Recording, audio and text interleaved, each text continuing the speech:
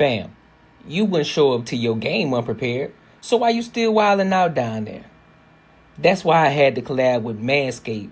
It's all about precision, confidence, and staying ready for whatever's coming your way, if you get what I mean. When you feel clean, you move different. And on the Courtnee Edgar show, we keep it real, we keep it sharp, focused, and ready for anything. Now, I ain't gonna steer you wrong, so you gotta make sure you hit the link below. The link is gonna be in the description as well as pinned in the chat.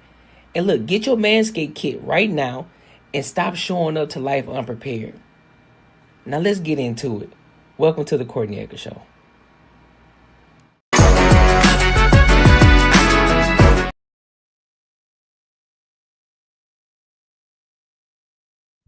I'm all discombobulated today, Bob. I'm all on mute. You know what? Let's do that again. Let's start this all over. Fam, you wouldn't show up to your game unprepared, so why you still wilding out down there? That's why I had to collab with Manscaped. It's all about precision, confidence, and staying ready for whatever's coming your way, if you get what I mean. When you feel clean, you move different. And on the Courtnee Edgar show, we keep it real, we keep it sharp, focused, and ready for anything. Now, I ain't gonna steer you wrong, so you gotta make sure you hit the link below. The link is gonna be in the description as well as pinned in the chat. And look, get your Manscaped kit right now and stop showing up to life unprepared. Now let's get into it.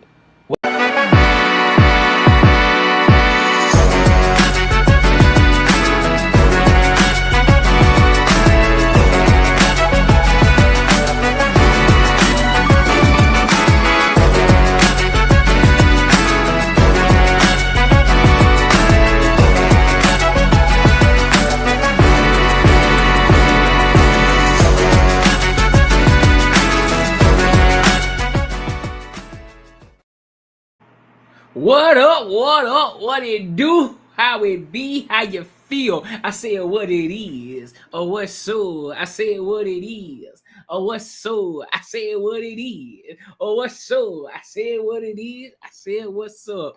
What's good with y'all, man? Welcome to another show, one of the dopest shows on YouTube where we talk about everything under the sun, as long as we get back to the money, real conversations, and real solutions. I'm your host, Courtnee Edgar. We locked in today, big dog. I ain't got my stream, y'all, but something been up with my stream, y'all, so I gotta clap for myself. You mean I gotta clap for myself. But listen, we got a lot of topics to cover tonight. Y'all already know how we do on the Wednesday show. Got some topics to cover. We try not to go as long on Wednesday nights because we still gotta get up in the morning and hit the gym and all that good stuff.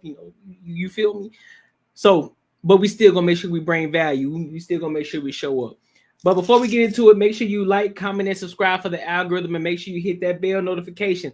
Also, if you haven't tapped into the Patreon, make sure you tap into the Patreon. I'm telling you now, you don't want to miss out because it's going to be a lot of game being given on the back end of YouTube. Because YouTube is where the conversations are had. Patreon is where we move different. So you definitely want to make sure you tap into the Patreon. I will be posting that link up in the chat, but it's also in the description as well. All right. Cool. So let's go ahead and get into the first topic of tonight, man. I'm pretty sure you already heard about Kevin McCall, one of the guys, an R&B artist who wrote the song Deuces for Chris Brown. So if y'all haven't seen, he was on a recent video. He was on a recent podcast, talking about how he was a writer for Deuces, and then he sold his catalog for $500, but only end up taking $250K out of it. Then he talked about how he got baby mamas, that he paying $2,000 for child support per child.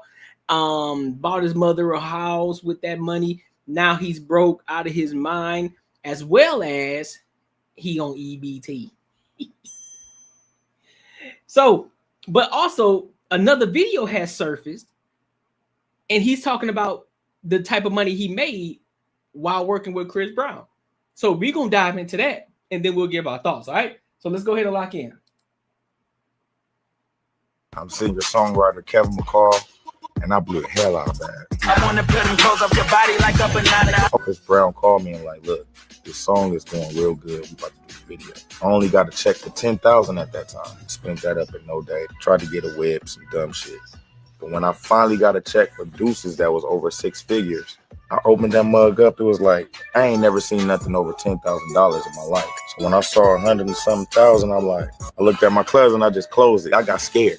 I didn't even get happy. I'm like, well, I'm going to put this shit. Didn't know what to do with it.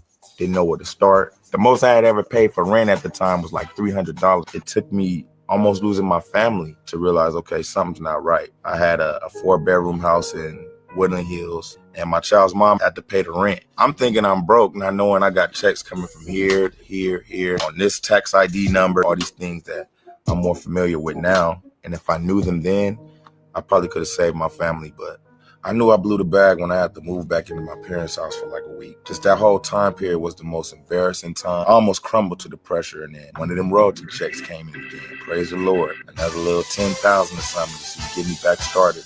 I got me an apartment. Then I lost that apartment. I was back on my grandmother's couch again. I had to really sit back and say, okay, well, where's the money coming from? How do I get paid? How do I manage that to where I could survive? I blew a bag, but like they say, you're never a millionaire until you lose your. I see why you on EBT. I see why you on EBT.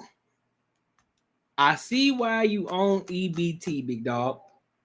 And the reason is you didn't know how to manage your money properly. And that's typically a lot of Americans, to be 100% honest with you. A lot of people don't know how to manage their money properly. A lot of people don't understand how to invest their money. A lot of people don't, and it was myself included too. So I'm not taking myself out of that situation. I was a part of that. You know what I'm saying? Until I figured out a better way of doing things. And so that way I can keep more money instead of me spending more money. I was figuring out how to keep my money, right? And how my money can actually work for me. Make sure you go get that ebook, Earn While You Save. Link is in the description. I'm telling you, it's going to teach you the basics and the things that I've learned and how I'm implementing. All right. But this is what typically happens when you talk about athletes, when you talk about entertainers. They come to a bag that they never had before, and instantly they just say, look, bro, I got to blow this shit. You know, your pockets, as my parents used to say, your pockets are itching. When you itching to spend something, your pockets are itching. You just burning a hole in your pocket right now. That money that you see in your pocket, or in this case, that credit card or that debit card, that money is burning a hole in your pocket. So you just want to spend it. You want to spend it. Now, what I would personally do now with the things that I know now, if I come up on a huge bag like that, first things first. I'm going to invest back into myself. Meaning I'm going to take my money and put it in the spot where I know my money can grow, that I know is safe, and my money going to continue to keep giving me residual income. I'm going to make my money, and it's going to grow over time because I'm thinking about the long play, right? That's the first thing. Second thing I'm going to do is, depending on how much debt you in, I will focus on paying off the debt. Focus on paying off the debt next. Like, all right, boom, let's pay off as much as we can with this debt. Can we pay off everything? Can we pay off everything and still have money left over? We can. Bet. Let's take this money. Boom. Let's throw this debt out. Let's get this debt out the way. That's the second thing I'm doing. Lastly, depending on how much you got left over, if you still got a significant amount of money left over, you didn't bury yourself in debt. What I then would do, I would take a certain amount. Because listen, I would be unrealistic if I were to sit here and say, no, bro, you need to save all of it. No, you need to get the shit out your system. So what you're going to do? You're going to take a piece of that money that's significant enough to where you can go ball the fuck out. You can go buy what the hell you want to buy. You can go spend the money that you want to spend on. You can trick off for a fucking day or so. So that way you can get that shit out your motherfucking system. Do as much as you can with the type of money you have, and the rest of it, you keep. The rest of it, you fucking keep. And whatever miscellaneous things that you need to take care of, you can take care of that with that money. Or you take the remaining amount that you have and you put it into an account that's going to continue to help you build and grow that money while you continue to work and get to a bigger bag. That's what should be going on. And so the things that I'm learning, and see, this is why 2026 is going to be different for me. 2026 is going to be different. We've already started the train in 2024. We're carrying it through 2025. 2026 is where it's going to be different, right? Because now we coming up on taxes. What do most people do? Let's be 100% realistic about this. What do most people do? Most people take that money, then they go and splurge it. They go and buy some stupid shit. They're going to buy shit that they don't need. They're going to buy all the shit that they want or that they were thinking about that they don't necessarily need. But they'll convince themselves and justify the fact that they need to buy this certain thing, but they don't need it. They just want it. And so then you're going to spend this money. You thinking that money's going to last you a long time. Next thing you know, that 10 bands that you just got, now you only got 1,000 left. And you're like, well, all this fucking money was because you went shopping. You bought all this miscellaneous shit that you know you didn't need that you probably ain't gonna use in the next month. You still gotta pay some bills. If you're smart enough, you pay some of your debt down, some of the bills that are the smallest that you can just get rid of in one lump sum. That's what you should have been doing. You decided to do a little bit of extra splurging. You didn't invest your money at all, so therefore you ain't keeping the money. You're not letting your money work for you. So now you are just blowing your money. You basically just putting it in the toilet and flushing it down. That's all you pretty much doing. You're not doing anything with it. And you going on these expensive restaurant dates because, oh, I deserve it. I worked my ass off this year. Or for most of y'all who got kids, like, oh, these kids ran me crazy. I deserve to go and spend time and splurge on myself. Rightfully so, you do. But understand, make sure you take care of the things that you need to take care of to make sure that you don't blow all your money. And that way you can have money continue to keep working for you. And so that way on the long term, when you come across some more money, you know what to do. Now, like, all right, I'm going to take this big ass chunk. I'm going to put it over here in this space because this is where the money's going to work for me. And we're going to continue to run this bag up over here without me having to necessarily focus on it because this is long term over here. Then I can focus on taking a small amount, a significant amount out for myself. So that way I can enjoy the things that I want to enjoy. And so that shit won't be burning a hole in my pocket because I know I got a huge bag in my pocket right now and I know I can go blow it. You take a significant amount out so that way you can go enjoy yourself. You make sure you pay as much debt off as you possibly can. And then you straight. So now you're killing 3 birds with one stone. You're killing 3 birds with one stone.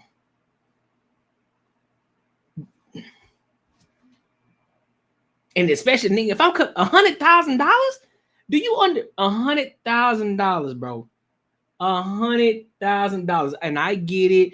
A lot of y'all coming out of here talking about, well, man, you don't understand because you ain't from the hood, bro. You don't understand what it's like to not come from a place where you didn't grow up with a silver spoon in your mouth. Bro, we out here struggling and living life, bro. It's oodles and noodles, bro. Like, you don't understand that shit. And mind you, I don't understand it. And I'm not gonna sit here and fake as if I do understand it, because I don't. But what I do understand is that money works the way money works, regardless if you poor, middle class, or rich. Money works the same way, and you can figure things out, and you can figure out how to get to a bigger bag. If you start thinking in the future as well as in the present, your future is going to be set for you. But if you continue worrying about what you used to eat, how things used to happen, because mind you, here's something that's going to blow your fucking mind. With all the struggling that you had to do, you still made it through. So, what is it to hurt you to say, you know what? I'm in a fucked up place right now. I know I got this $100,000. I know how it can change everybody's life. But how long will it last me if I go and blow all of this shit right now? I had fun temporarily. I had fun for a couple of months. $100,000 ain't enough to last you because you got all this extra shit that you want to do. So you're gonna blow that money within the matter of months. That's a fact. You're gonna blow it within the matter of months. Look at Kevin McCall. Look at what he just did. Bought a house, had to get taken out of it. Bought an apartment, had to go back to his grandmother's house. And all the other miscellaneous shit that he had to pay for. So if you take a step back, and this is the things that I do, and mind you, this is me talking to me too, y'all. I want y'all to understand that because I get caught up in that shit sometimes too. It's like, damn, I just came across this big ass lump sum. You know what? I can go do this. I can go do that. Shit, to be honest with you, I can do this too. But then I think about it. I'll say, okay, are we thinking short term or are we thinking long term?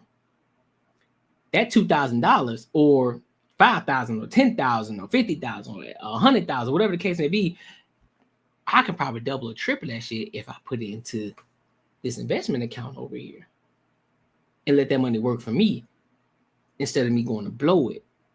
And so then the profit that I make over here in this investment account, I can take out the profit and I can go do whatever the fuck I want to do with it because that's just profit. But my money's still working for me even if I take money out of it.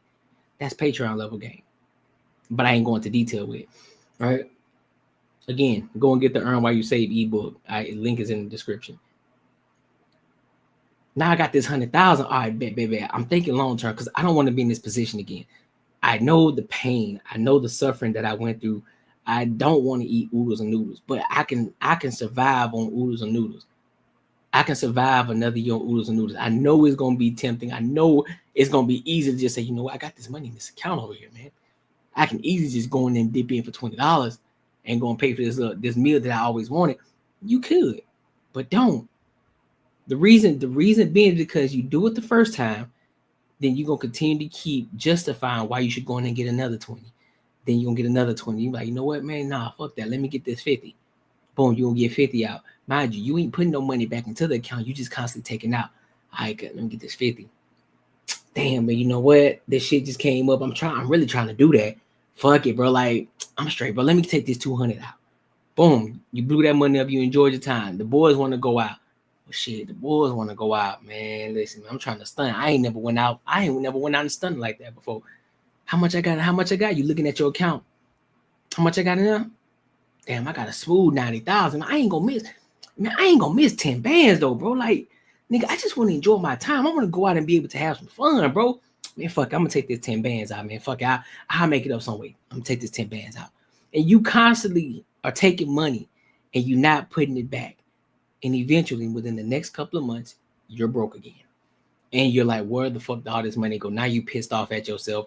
Now you up here talking about you depressed and shit. You up here crying and all that extra shit when you could have been thinking long term, and all that money that you invested that you should have never taken out would have grown over the course of 5 to 10 years while you're still working. Mind you, you're still working, you're still grinding, you're still making checks from all these other places, this residual income from other areas. You could have still took that money and invested some of it and then use whatever small amount that you needed to pay for the things that you needed to pay for and buy the things that you needed to buy. But you don't, because you want to flirt. You want to flaunt for everybody else. You want to flaunt for the Jones.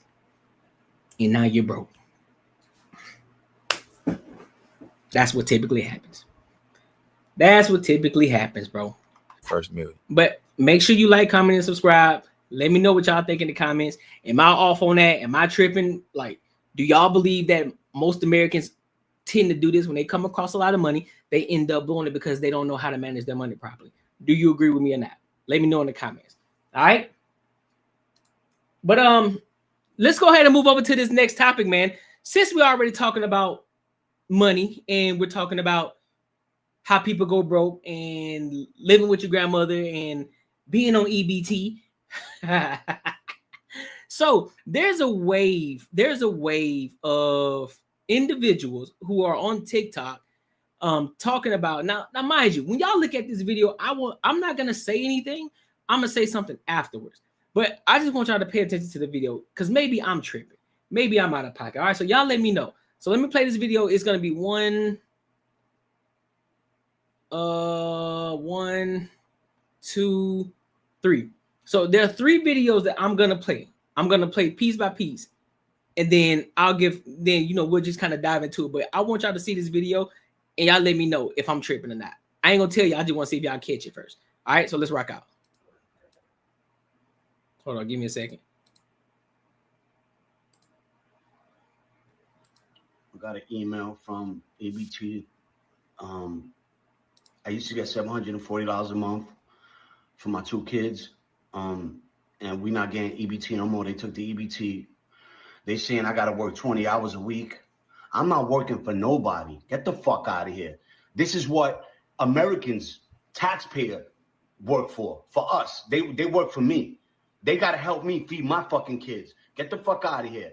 You know what I'm saying? Like, don't be quitters now. Y'all been helping us all this fucking time. Now y'all want to tap out. Get the fuck out of here. I want my EBT, yo. I want my EBT, and I'm not working for nobody. I'm a fucking boss. What the fuck I look like working when the government is here to help? Come on. Y'all send all that money to Iraq, Ukraine. Y'all funding all these wars. But when it's time to help the Americans, y'all don't want to fucking help us? I need my fucking EBT, yo. I need my money, yo. I need my fucking EBT. Stop fucking playing with me, yo. That's one video. That's one video. Because I know I ain't tripping. All right, let me play this other video. It's 2 more videos.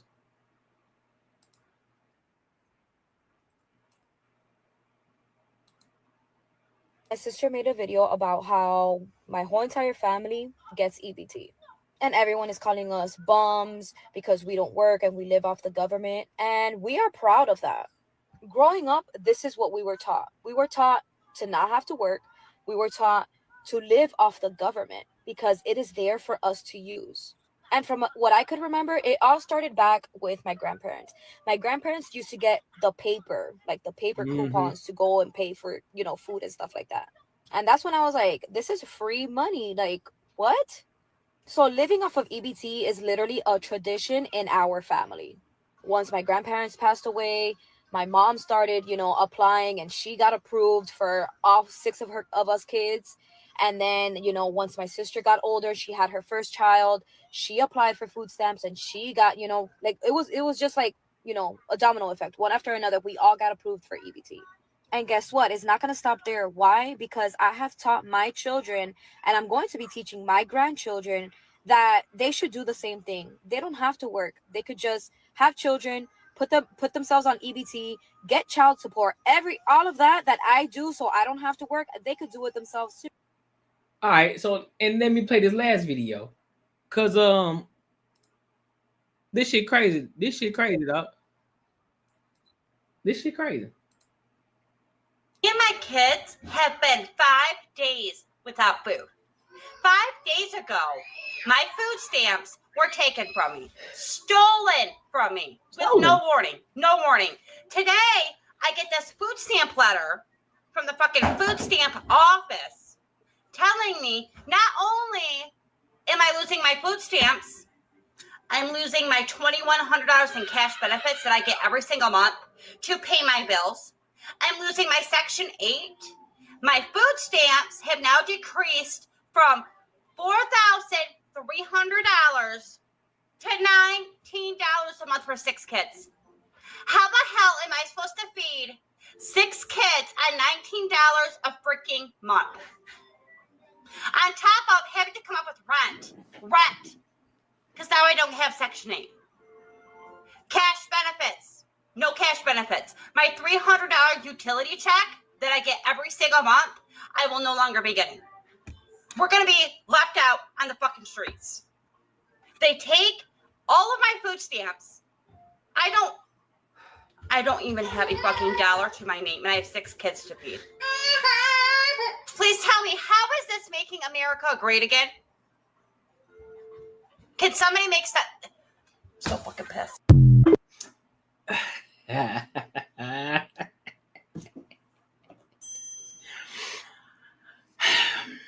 Well, first, let me say this. I don't laugh at the pain that people go through. I know it's real struggles out here in the world. So let me say that. I understand it. There are real struggles out here in the world, right? But in all 3 of those videos, all 3, I noticed one thing. Not one of them said that they were going to go back to work.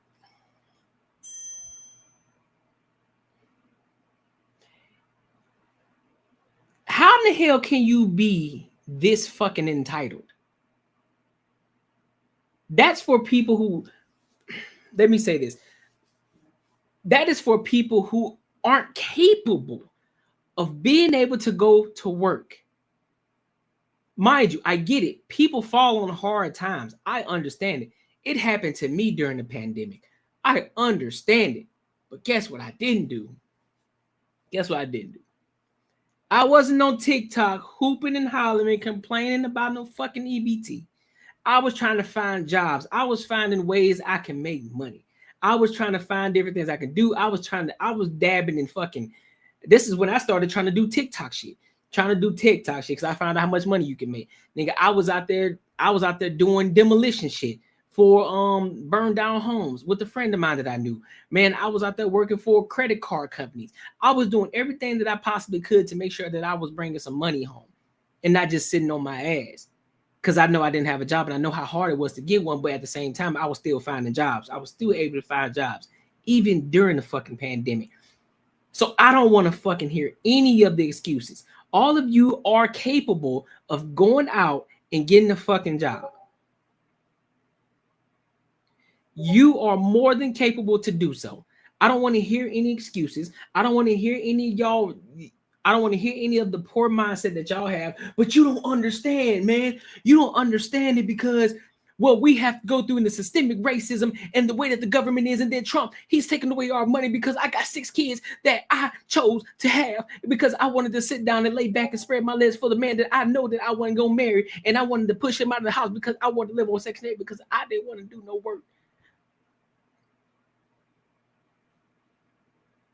McDonald's hiring, Burger King hiring, Taco Bell hiring, restaurants are hiring, trade companies are hiring, car washes are hiring. Mind you, man, look, let me break this shit down for y'all because y'all really act like it's hard to make money out here. Let's be 110% clear. I'm going to continue to use this. Myself included, because I did this. I actually started the business to do this shit. I started a pressure washing business. But because it was going to go into the time and effort that I was going to put into this, I had to pick one. It was either going to be pressure washing and starting my own business from the ground up, which I was doing pretty good, might I add. Had a couple of contracts on hand that I was doing every month, right? Or it was the YouTube. Now, I understood that YouTube was going to be the slower growth, but I understand that I'm playing the long game. I'm not playing the short game here. So therefore, during that time frame, I can use the time that I would have been doing my pressure washing because I could only do my pressure washing during the weekend because I was working during the week, right? So I wouldn't have had time to go pressure wash somebody's house when it's dark out fucking side. So that wasn't going to work, right? So I had to play the cards like, okay, which one is it? I could have made easy money, low barrier of entry to do pressure washing. It's very low barrier of entry. It really is. You can find somebody who's willing to rent you out. Bro, I got a pressure washer in my garage right now. If anybody was to come out and say, look, bro, I'll rent your pressure washer for $50 an hour or whatever the case may be, I will lend it to them because if they're trying to actually make extra money and build them a business from the ground up because they just don't have the funds to do so right now, I will lend it out. Macaroni Tony, shout out to Macaroni Tony. Macaroni Tony works. He has a job, but he was like, you know what? I want to make some extra dough. So guess what he started doing? He started cutting people's grass. And he's making some extra money on the side doing so. You can go outside and wash somebody's car. It's not that expensive to go buy a bucket, some soap, and a towel. And you can go out there and wash somebody's car in the area that you live in. You can say, hey, man, listen. I'm trying to make some extra money on the side. And mind you, I know a lot of them ain't got that kind of money, but understand something. There's somebody who's willing to help. There's always somebody who got $10. You can start small. Like, hey, fam. Yep, you can dog walk. You can walk somebody's dog. But 9 times out of 10, most people in the area that they live in, especially in that Section 8, they ain't got no dogs. Unless it's stray dogs that's in that area. But you can say, hey, man, listen. This is what I'll do. I'll clean your car. I'll wash your car for $10. I'll wash your car for $10. And here's what I'll do. Every 2 weeks or every week or every 2 weeks, I would say every week. Every week I'll come here on Friday and wash your car for $10. Right? I'll come wash your car for $10. And you don't do nothing else with that $10. You just save that money. You put that money aside.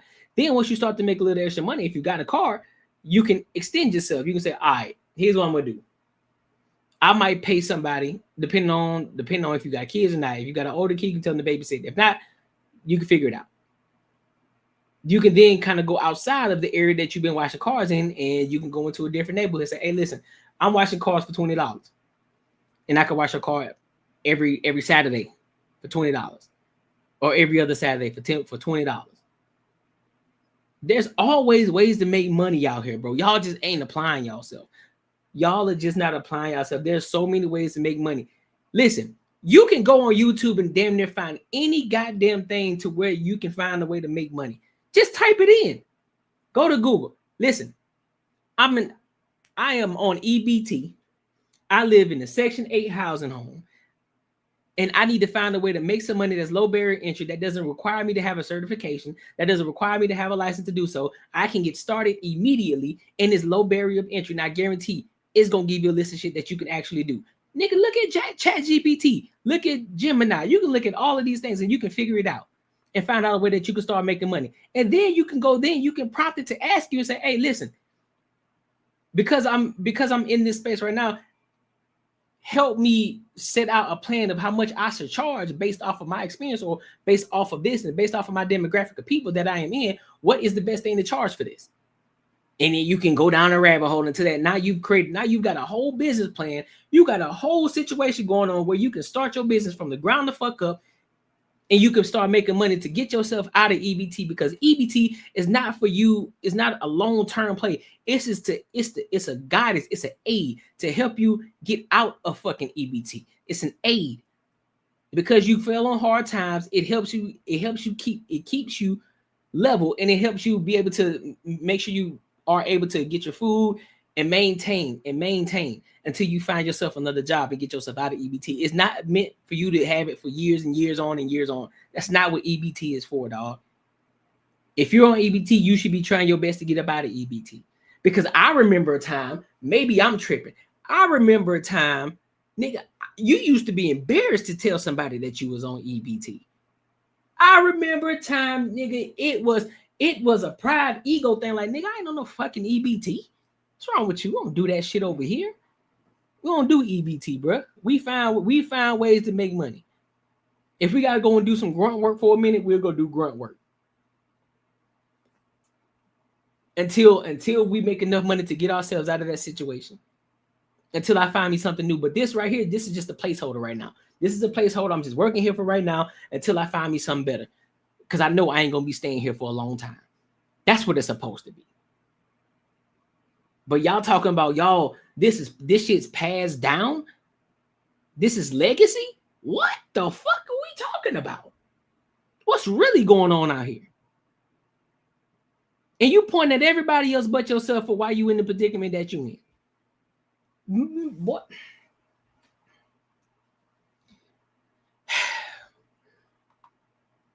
Shit crazy, bro.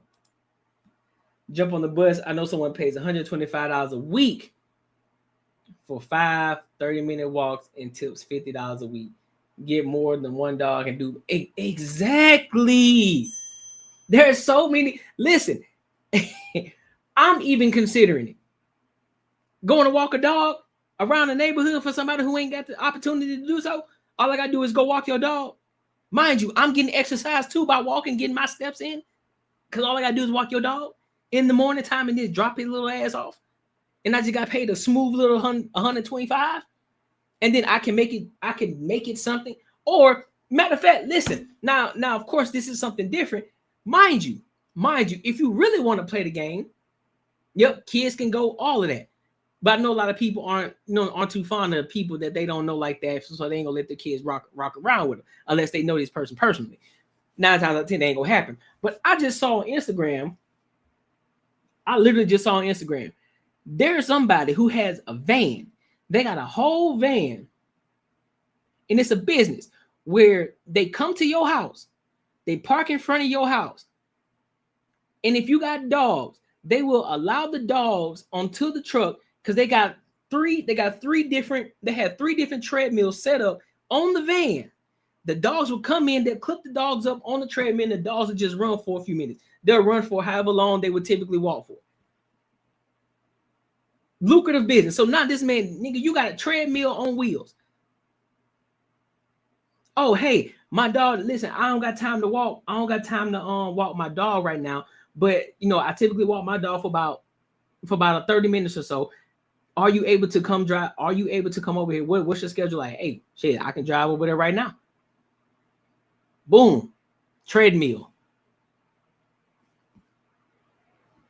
Like, come, bro, there's opportunities everywhere. You just ain't looking. You ain't trying to look.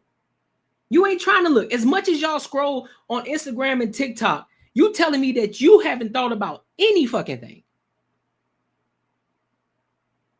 There's people on TikTok right now making money just off of products. Right now, I'll give you an example. Let me break it down for you. I can make a basic ass post. A basic post. Because I have enough followers to have a link in my videos that I post. I can link this comfort, which is in the description as well, in on my page. I can link this hoodie. If somebody like the hoodie that I'm rocking, I don't ever have to mention the hoodie. I just have to have it on. I'm just showing you the fucking hoodie. Somebody can click that link in TikTok and go buy that fucking hoodie, and I just made money off of it.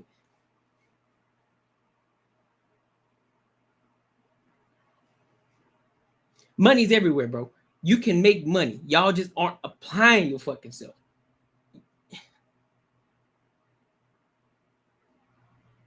Like, bro, what are we talking about? What are we talking about? Like this shit, like that's what I'm saying. So like there's so many ways that you can make money. Mind you, I just got this necklace joint right here, right? I just got this necklace joint right here, right? Guess what? When I'm on TikTok Shop, guess what? I can go find this product and I can sell it. While all I have to do is have it on. I don't have to mention the goddamn necklace. All I gotta do is have it on and link it. They're gonna be like, damn, I like that fucking necklace. And then they're gonna go buy it. And guess what? I made some money from it. And it keeps going. Because mind you, I don't post and then delete. That video stays up there. Mind you, I ain't even talking about the amount of views that it will probably get depending on what I'm talking about. So if I'm getting a ton of views off of that post that I'm talking about, and I got the link of the necklace or the hoodie that I got on, who knows how much money I will make. So y'all just making excuses. Y'all up here talking about fucking EBT and y'all complaining and shit. You won't, nigga, apparently you making some kind of money. You on TikTok. So why aren't you using that to your advantage to make money? Y'all bugging, man. Y'all bugging. Y'all, I don't know what's wrong. I don't know what kind of world y'all living in. Y'all be doing the most. But hey, let me know what y'all think, man. Make sure you like, comment, and subscribe for the algorithm, and make sure you hit the bell notification. All right, so let's keep this train rolling. Let's keep this train rolling. I want to move over to this next topic. There's this lady, and she's talking about liberals. She's talking about liberals and how they maneuver and how they behave and how they act and all these different things. So I didn't get a chance to listen to the whole video. I listened to maybe like 30 seconds of it. I was like, this would be dope. So we're going to listen to it and then I'll give my thoughts on it. All right. So let's rock out. I never knew how racist I was until I came to Colorado. Because let me tell you how much I absolutely despise speaking with anybody who is a white savior liberal. The amount of racism I have for people of my own kind drives me up a motherfucking wall and is a little bit mind-blowing, to be quite fucking frank. White liberals are the worst people in all of society. They have this complex of superiority about them where they think that they are better than other people, but at the same time they think that they're lesser than other people. So they always play the victim while also saying that they're better than other people by trying to put other people on a pedestal, by trying to also tell other people that, hey, I know that I'm better than you, so I'm going to help you rise up in the ranks. And then when other people call them out for that shit, they're like, no, it's not that I think that I'm better than you. I just know that I'm better than you. So that's why I need to save you. Right? When you have a conversation with somebody who's a white savior liberal, you know exactly who I'm talking about. You know, you get the fat white women who had the shaved slick backs with the purple hair, the septum piercing, the pedophile glasses, the gut hanging out with the crop top, and you're like, why would you ever wear that out in public? And they're like, because my body, my choice. Ooh, fat reliance, fat superiority. Oh, they them energy. You know exactly what I'm talking about. And then you get them in a conversation with somebody who happens to be like a black conservative or a person of color who's a conservative. And they're like, I need to save you because you are a lesser person than I am. Then you're like, hey, that's a really wild thing to say because just because you're white doesn't mean that you're better than I am. And they're like, well, it's not that I'm better than you. I just know that you have years upon years upon years of oppression. They're like, hey, I'm not oppressed. I'm actually earning more money than you. I'm more successful than you. I've taken life by the horns and I've ridden it well and I've learned my life lessons and I've gotten to where I wanted to go. And here I am as a person of color or somebody who you're saying that I need to be lesser than you, that you need to save me, and here I am doing better at life than you are, and you still think that you're in a better position than I am in life, that you need to save me and walk me through this. Tell me how this makes sense. Tell me how this makes sense, because it drives me fucking crazy, man. Listen, she's speaking facts right now. She's speaking facts right now. She need to talk. Listen, she needed not just the white liberals. I get it. She getting on her own people. I love it. I love it. Shout out to y'all black people who don't, who don't like y'all own kind getting on to y'all either when they be trying to hold y'all accountable. She holding her own people accountable. You know how a lot of y'all like to say, well, I don't see other white people holding other white people accountable. Well, here you go. Exhibit A. Here you go. Because let me just tell you, all right, now that I'm here in Colorado, we are here for a short period of time, thank God. I'm seeing everything from Colorado on my For You page. And a lot of these conversations that I'm seeing be had between white savior liberals and people who are not white and are not liberals. Yeah, that's typically how the conversation goes. And I'm just so fucking sick of it. Plus, I'm just sick of not seeing aesthetically pleasing individuals. Get rid of the pedophile glasses. Come on, George Harvey, let's not do that. And the fucking shaved sides with your fucking weird, I can't do it. Septum piercing, I just want to pull it out of your face. I don't know. Call me hateful. I am. I hate every single white savior liberal. I fucking hate you guys. Call me a racist against white liberals because I am. Am I racist against any other race? No. White liberals, I hate you all. Me and her need to have a conversation. Me and her need to have a conversation. What's her at? Yeah. We're going to have to have this sent to her. We got to find her name. Because she is spitting. I understand it. That's exactly what a lot of people been talking about. These are the things that Anton been talking about, that a lot of conservatives have been talking about. They all have a fucking profile. I kid you not. I'm not making this shit up. I'm not talking about nobody, but it's a fact. It's just like thug niggas. They have a profile, bro. They all have a profile. They dress weird. They have a septum ring. They have these ridiculous haircuts. They always color their hair.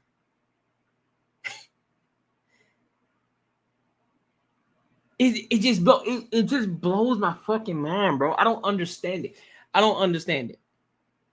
And their mindset is wild. They talk about how it's wild because they talk about how they feel oppressed, but yet they're doing the exact same thing to the other side that they claim the other side is doing to them.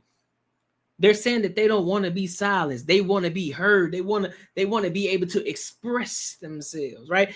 Imagination, right? They want to be able to express themselves. But yet, and then try to hold the other side, the conservatives, accountable. But yet, when conservatives such as myself would try to hold them accountable for the things that they do, the things that they say, the way that they move and behave, in the way that they just throw shit in your face and trying to change our mind frame and the way we think it to make it seem like that shit is normal when it's really not, because we all know that shit ain't normal. Then we get looked at as the bad guys. Like, how, Sway? How? Now, I'm not telling you that you shouldn't live your life the way you want to live your fucking life. I don't care. But when you try to throw it in my face, when I turn on the TV and I see it, when I turn on the TV and I look onto YouTube, YouTube, and I see little colored haired bisexuals or T-genders or non-binaries all on the fucking platform. What up, Bull City? All on the platform. Do y'all understand? Nigga, I got kids, bro. Like, nah. They're not finna watch that. And so the more that they see it, guess what happens? They get confused on what's going on. They get confused on what the fuck is going on. And it's like, now I gotta answer these fucking questions. Like, listen, short, like, listen. It ain't normal. That's one. So don't ever get no idea. What up, Ted Coach Ralph? So, like, don't ever get no fucking idea. That's wrong. But you have to allow people to live the way that they want to live. But at the same time, don't be afraid to hold their ass accountable either for the shit that they do. Because that shit is all the way wrong. And you don't have to be subject to the shit that they talk about. You don't have to be subject to them telling you how you should react to them. Because it does not make you a homophobe or it doesn't make you a transphobe just because you disagree with it. I can disagree all day. That don't necessarily mean I gotta tell you, hey man, listen, you need to stop doing that shit behind closed doors. I ain't gonna tell you that. Do what you want to do. That's your house. But just don't bring that shit out in front of me where I gotta see it. Because now you infringing on my life. And I'm nope. Then I'm gonna say something. Like, I don't need to see that, bro. I don't want to see it. I don't need, nor do I want to see it. Nor does anybody else need or want to see it.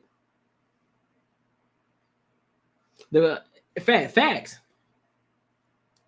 The questions that the kids ask are wild and logical. Most, yeah, they are. And the thing is, they are coming from a genuine place when they ask these questions. They come from a genuine place. So now you're trying to think, so like, all right, so I gotta answer this, and I gotta answer this on the first grade level, so they can better understand what's going on, right? And so sometimes it's hard it's not hard to answer the question, but it's hard to answer it in the way that they can understand it. Sometimes, depending on the question they ask, because sometimes the questions that they ask can be very thought-provoking. Real talk can be very thought-provoking. It's like, that's a good ass question. Never thought about that. So now you gotta sit there and think. Now you sitting on the edge of your bed like this. That was a good ass question she asked, and I gotta think about that. I gotta do some deep diving about that shit. You feel me? Like, come on, man. But nah, I need to have a conversation. Let me see something. Let me see what her name is. Is that her name? Oh, that race isn't weird. Let me see what she's talking about. Let me see if that's her. If that's her, shit, we gonna that ain't him. Never mind. Nope. We gotta find it. We gotta find out who she is. Gotta find out who she is. Gotta have a conversation with Shawty. Let me see. Let's see if we can find her. Is that her? Nope. Damn, that's somebody just reacting to you. Come on, man. Is that her? Damn, they ain't gonna tag her. So I gotta go do some deep diving. All right, bet. Don't worry, we'll find it. We'll find her. Don't worry. I will find her. And that's the same thing. So that's her. All right. This is Sebastian. His name is Sebastian. No, that ain't him. All right. Yeah, I figured it out later. Let's go ahead. Let's go ahead. But let me know what y'all think, and we'll get back to it. Let me know what y'all think in the comments though. Let's go ahead. Let's rock out with this one, man. This is along the same lines of which the shorty was talking about in the previous video. So this is along the same lines, but this is a black woman that's talking about it this time. So let's rock out. I ain't got nothing against gay people, but it's so sad that I can't find not one show damn near Well, it's probably a couple, but I could barely find any shows for my kids to watch because it's gay shit all up in here. I don't want my son looking at a man on a TV screen and he has on makeup. And I promise, like, it's not nothing against y'all, but I just don't like it. Even my daughters, I don't want them seeing that shit either. That's confusing. Kids should just be kids. Let them grow up and figure out what they want to do. Like, why put that shit in their face like that? I feel like that's just really weird. I don't know. That's just weird to me. Yeah, I don't know what that is on her face. Maybe it's like one of those things for a pimple popper. She's just trying to make it look cute or whatever the case may be. But no, I agree. I agree exactly with what she's saying, bro. Like, why are you putting this shit out here? Why are you forcing everybody? Why are you forcing everybody to see something that you made a choice to do? Why? Don't nobody need to see it. Don't no little kids need to see that. None of that shit should be on YouTube. None of that shit should be on any kid's platform at all. Anything where a kid can see it, where it's strictly for kids, it should not be on there on any level. Not trying to sneak it in, not trying to do some subtle shit to make people not real. Oh, well, they really can't see it, so it's not really us putting it in their faces. But we gotta throw the subliminal messages in there. No, yeah, that's what I'm saying. It's shaped like a heart, but maybe like one of those little pimple stickers or something. I don't know. I'm just talking. I don't know what that is, to be honest. But I'm just based off of the placement of it. It looks like it's probably for pimples or something. And they just, you know they do it like the beauty supply stores and all that shit, or Claire's or where the fuck you get them kind of things from. But yeah, I don't like that. I don't like it at all. I don't like what they're doing. I don't like how they're putting that shit in kids' faces because it confuses children. And then when you got other women, then when you got them bringing them into schools, and then you got a lot of them that are trying to tell these kids that it's okay. You got children's books talking about lesbianism and all that shit. It's like, hey man, nah, fam. Nah, leave that to the adults. Put that shit in the adult section where somebody who is an adult that is not under, and I would say an adult past the age of 21. Anything under 21, no. Under 21, no. Take it out the section. That shit should be for anybody 21 and over. 21 and over. And mind you, I'm about to say 25 because you know how a lot of y'all like to use that. Well, your mental vortex, you're not fully, your mind is not fully developed until you're 25. So you're not really mature yet. Yeah, all right. So I can say 25. So don't you put none of that shit on TV until the age of 25. They shouldn't be watching anything under the age of 25. They shouldn't be watching it. It's a fact. I don't care how PG-13 it is. I don't care how non-violent it is. Don't care. Nope. Shouldn't be seeing it. Let's see. Bull City says, I agree with her words, distracted by a heart and the bonnet. Yeah, I agree. And the eyelashes. You know what I'm saying? But I don't want to go in on that because I don't want to do that. You're right. The bonnet of the zit probably isn't even noticeable, drawing attention. I mean, it could be. That's probably how she is. You know what I'm saying? She got a necklace on and shit. You know what I mean? The eyelashes with the bonnet on, all that. You know what I mean? I'm pretty sure she probably still look cute without all that on. But hey, man, you can't tell people nothing. Appreciate your perspective. She can do better.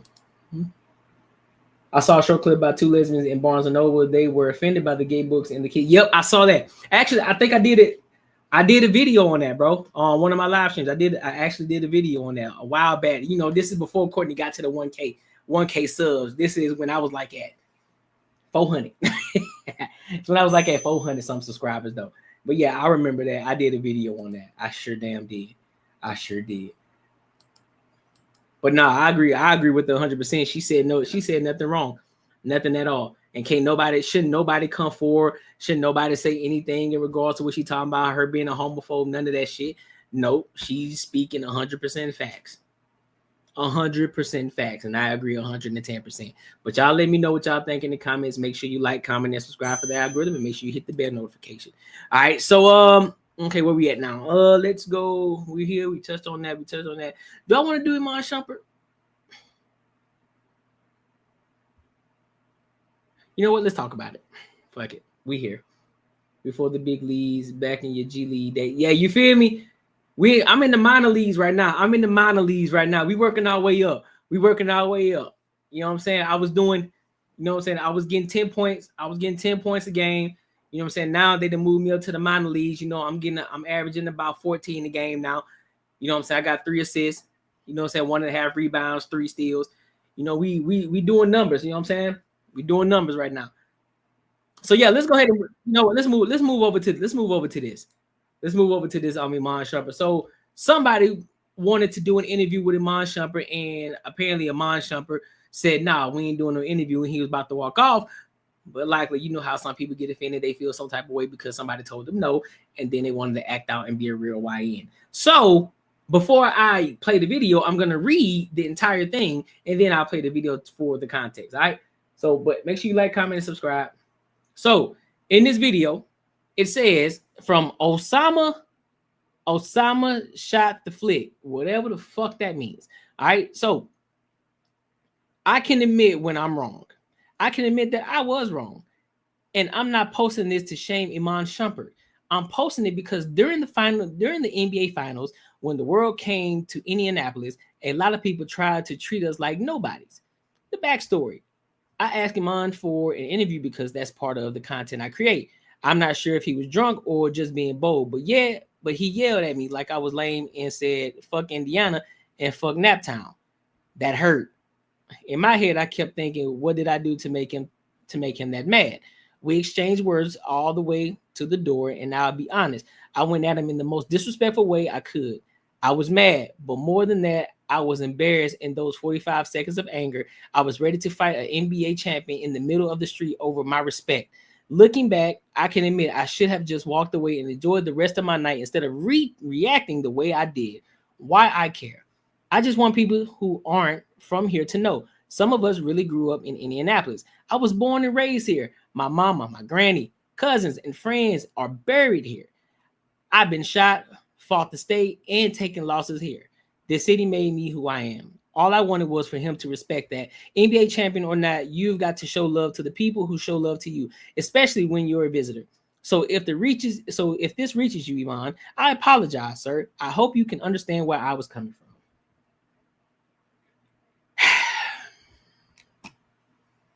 What up?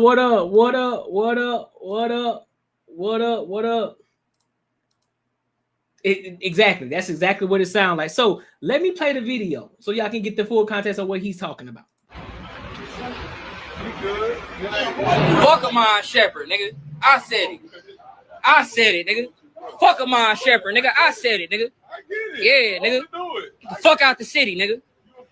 Yeah, you gonna get robbed, nigga. Fuck wrong with you? Get the fuck out the city, nigga. You heard what I said, nigga. You gonna rob me now? What are you doing on that for, bro? You gonna rob me? Why y'all letting this nigga do this? You gonna rob me now? Fuck Iman Shumpert, I said it, nigga. What? Why y'all letting rob me? What, nigga? Fuck Iman Shumpert, I said it, nigga. What? No. Fuck Iman Shumpert, I said it, nigga. Osama said it, nigga. What? Weak ass nigga. Don't say fuck my city, nigga. Niggas gonna catch you.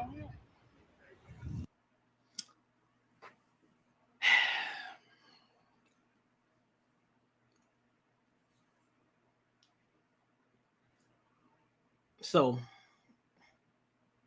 after reading that and then seeing this video, you are still not justified on any fucking level. You must was raised by a single mom. You must be a son husband. You can't control your emotions. You mad because he said fucking Indianapolis. So if a nigga walked by me and said fuck Arizona, I'm like, all right, cool, do your thing. If I'm from Mobile, Alabama, somebody said fuck Mobile, I'm like, all right, cool, do your thing. It be like that sometimes. Like, I'm sorry. What the fuck does that have to do with anything? What why do y'all have what is so pressing about somebody saying fuck your city? Yeah, they ain't from the city. All right, cool. Why is that an issue? Why do you feel you need to protect the city? The city don't care about you, bro. Let's keep it a buck. The city don't care about you. The city ain't checking for you. Oh, my granny lived here. My moms and cousins live here. So fucking what? I don't care, and neither should he care. You should not expect somebody to respect your city just because you from there. Nigga, he don't know you until today. He don't know you. Right, you feel me? The city shot him. Nigga, you got shot in your city. And you still trying to rep your city, the place that you got shot in? Where that makes sense at? Help me understand. Where's this mindset coming from? I bet he's like 5'6", and Iman doesn't look that phased when he jumped off the porch. That's what I'm saying. He just sitting there. Matter of fact, Iman walked back. When he kept walking, he told him, like, you sound like a girl. And then Buddy said, oh, I robbed your bitch ass. He turned around and said, oh, so you gonna rob me? So when the nigga stand there, put his hands like this on his face, and then just drop it in front of him, he ain't fazed by you, bro. He just looking at you like, oh, word? That's how you feeling? All right. That means you jump stupid, I'm on your ass. That means you jump stupid, I'm on your ass. That's exactly what that means. He's just looking at you like, all right, go ahead. Try me. And you out here spazzing the fuck out, crashing the fuck out. And this is something that you're supposed to be doing. You're supposed to be an interviewer for your city. You're supposed to be putting on for your city, and you acting the way that you acting right now. Nigga, you should understand as a content creator that you win some and you lose some.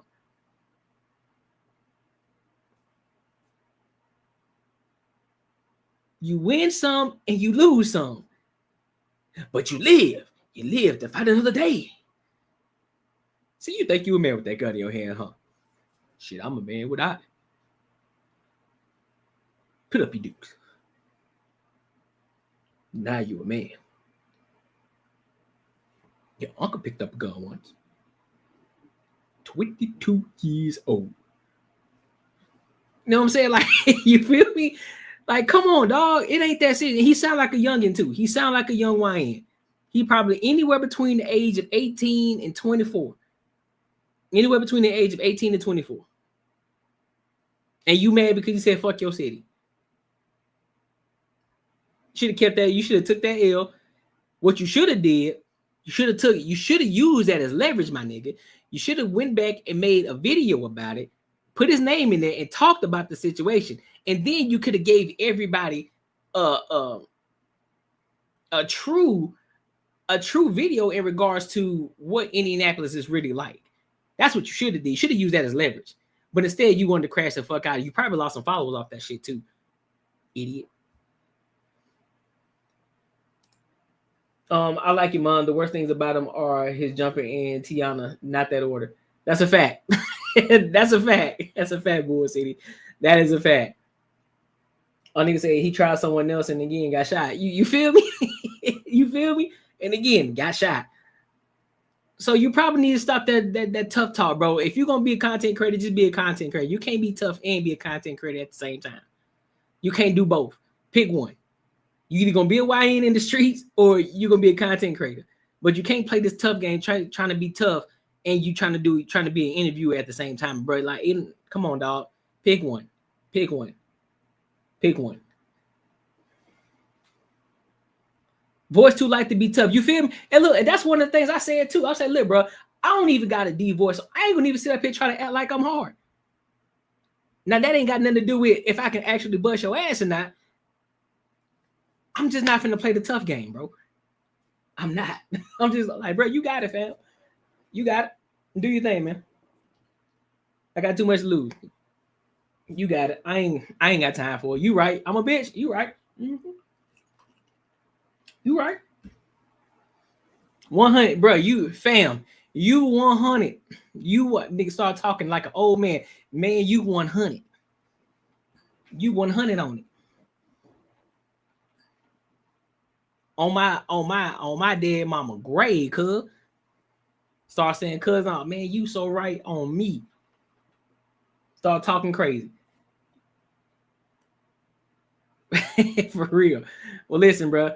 Make sure you like, comment, subscribe for the algorithm. And look, let me know what y'all think, bro. Is Iman out of pocket or is this YN out of pocket? I could be wrong. I could be off, but I think the YN out of pocket. The YN out of pocket, 110%. Let me read this comment real quick. You know how I am. I would have said, look, baby. Hold up. You gotta hit the pinky on him. He said, nah. He said, nah, pick his muffin cap bad blue. And listen, he goes, listen. Look here, baby. You hitting the corners too goddamn fast. You need to slow this motherfucker down. You understand? I almost spilled my yak on this $200 suit, nigga. Come on, baby. Get it together. Hey. Oh, fuck, bro. Well, y'all ass crazy as hell. Y'all ass crazy as hell, dog. All right, so let's move over to this. Let's move over, bro. Let's move over to the next topic. Now, do I want to talk about that? I do. I actually do want to talk about this. I think this is great. This is a great topic to talk about. This will be a solid topic to talk about. So let's dive into it. Make sure you like, comment, and subscribe for the algorithm. Make sure you hit the bell notification. If you want to support the channel, you can hit the super chat, or you can support through the cash app right here that's going across the screen right here. All right, cool. It's not expected, but it's definitely appreciated. All right, so let's move over to the next topic. Let's talk a little bit about bullying, dog. Let's talk a little bit about bullying. Actually, my dude sent me this. She told me she wanted me to talk about this. I was like, all right, Ma, I'll talk about it. See what we hitting for. See what this bad boy hitting for. So let's see. Is to do this to our kids, huh? So you bitches gonna keep pushing and pushing and pushing. I'm pissed the fuck off. So if you don't like cussing, scroll the fuck up. I just seen a 4th grader beat and strangle a 2nd grader. Then this nigga fucking hang him in the school bathroom. You look at my son, he has marks under his eyes. I'm gonna take the. I kind of want to take the sound out because I don't know if YouTube gonna flag it. We'll see. Like blood vessels. He still has bruises on his neck from being choked. Luckily, the little boy is still alive, yo. I don't like that the parents went unanonymous. The fuck y'all scared for? This happened to y'all child. You need to let this be known. Y'all need to be seen. The school trying to make it seem like they was horse playing. This not horse playing. This is straight bullying. And we already know what color the other little boy is. Because when he did it, why he tell a little boy, yeah, this is what we used to do to y'all back in the day? The fuck? Why the fuck a 4th grader in the same bathroom with a 2nd grader? Why they not being monitored? Why they don't have nobody in the bathroom or outside in the hallways? And for this to go on, how long was he gone out the classroom before teachers started looking for him? This was in Charles County in Maryland at CPAR Barnhart Elementary. Now, when the parents found this out, they was at work. They get the call from the principal, Carrie Burt. She was the one that rode in the ambulance with the little boy. Now, when she first told the parents the story, she told them he was choking. Parents rushed to the hospital thinking that he choked off eating lunch at school. Y'all, why the fuck the principal try to say that they was horse playing? She even released a statement saying some dumb shit, talking about he jumped up on a hook and got caught. How is it horse playing if he got neck contusion, which is caused by blunt trauma to the neck? Not only that though, y'all, when the principal had got to him, she said he was foaming out the mouth and unconscious. Oh, School really trying to cover this up. They really trying to make it seem like they was horse playing. And of course, you know, when shit like this happen, when it's always that color, they not about to show no pictures. They not even about to give out no names. They not even saying nothing about the parents of the little boy. Did y'all expel him? Anything? In the news outlets, they just really trying to butter this shit up, y'all. Why is this not being talked about? Share this out, y'all. And of course, we're going to have the white tees in the comments trying to justify, oh, how y'all know. Who the fuck gonna say that? Any other color gonna say that? What color is the only ones that do this? If I'm them parents, I'm pressing charges on all they ass. I'm sworn at school. I'm taking my son out of there and I'm homeschooling him. Because play with mine like that, man, shit getting flipped up. I'm telling you, it won't be no... That kid's mind is going to be fucked up for a minute. I got a soft spot in my heart for children, bro. Not badass children, like... Send them to jail. Send them to jail. You want to be grown? Send them to jail. Send them to jail. Mm-hmm. I ain't say juvenile. Send them to jail. 110%. Then you come back and you talk to the parents. Send their ass to jail too. Because I'm 110% sure they probably getting it from them.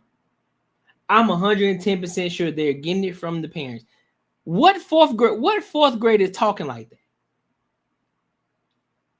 What fourth grade is what? 8 years old? Let me see. 6, 7.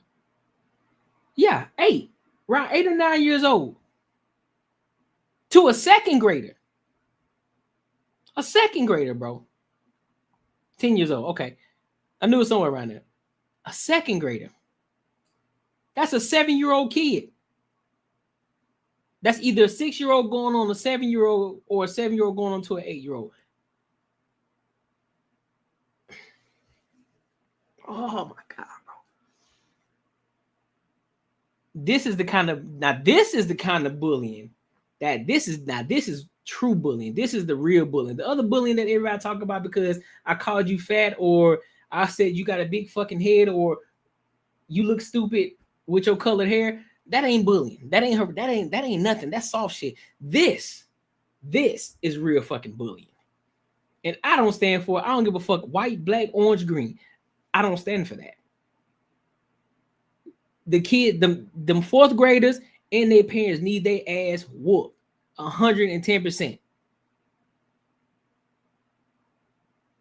Talking about I don't want my face. No, show the kids. Show the kids. Show the kids and show the parents of the kids so that way people know exactly who the fuck they are. That's what you do. Put their ass on Front Street. You want to put the little boy on the screen? No, put the other ones on the screen too. Put them and their parents on the screen so they know exactly who it is. Show them. Don't try to hide now. No, don't try to hide now. That's a bunch of bullshit, dog.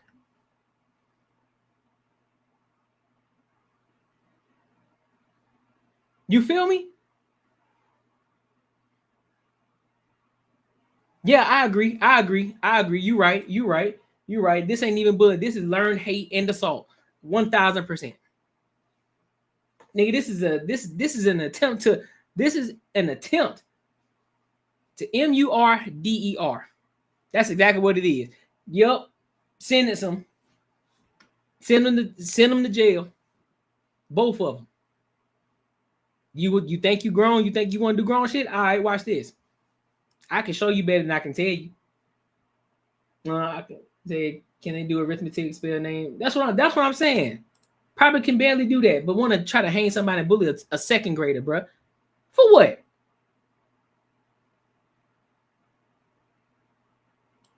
Nah, I don't think it's gonna stop it. I don't think anything egregious was said. I always pushed the line. I was a smaller kid. I bullied the bigger kids. I left the small ones alone. That's what I'm saying. But even then, though, even as a bully, I'm pretty sure everybody had their bully, right? I had mine. But guess what I had to do? I had to face them. I had to face them motherfuckers.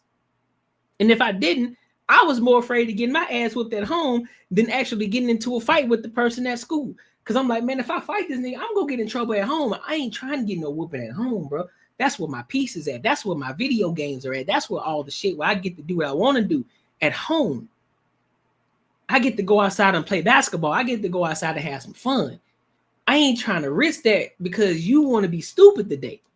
I'm just trying to go to the bathroom, bro. Just let me go to the bathroom, bro. I'm just trying to pee, get back in line, go back to the classroom. That's all I'm trying to do. I ain't trying to get in no trouble, bro. I'm chilling. But you kept pushing the button. So guess what I had to do? I had to go home and tell the parents, listen,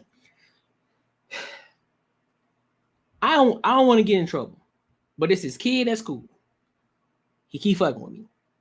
Every time we go to the bathroom, he's standing in there, posted up against the wall. Keep messing with me.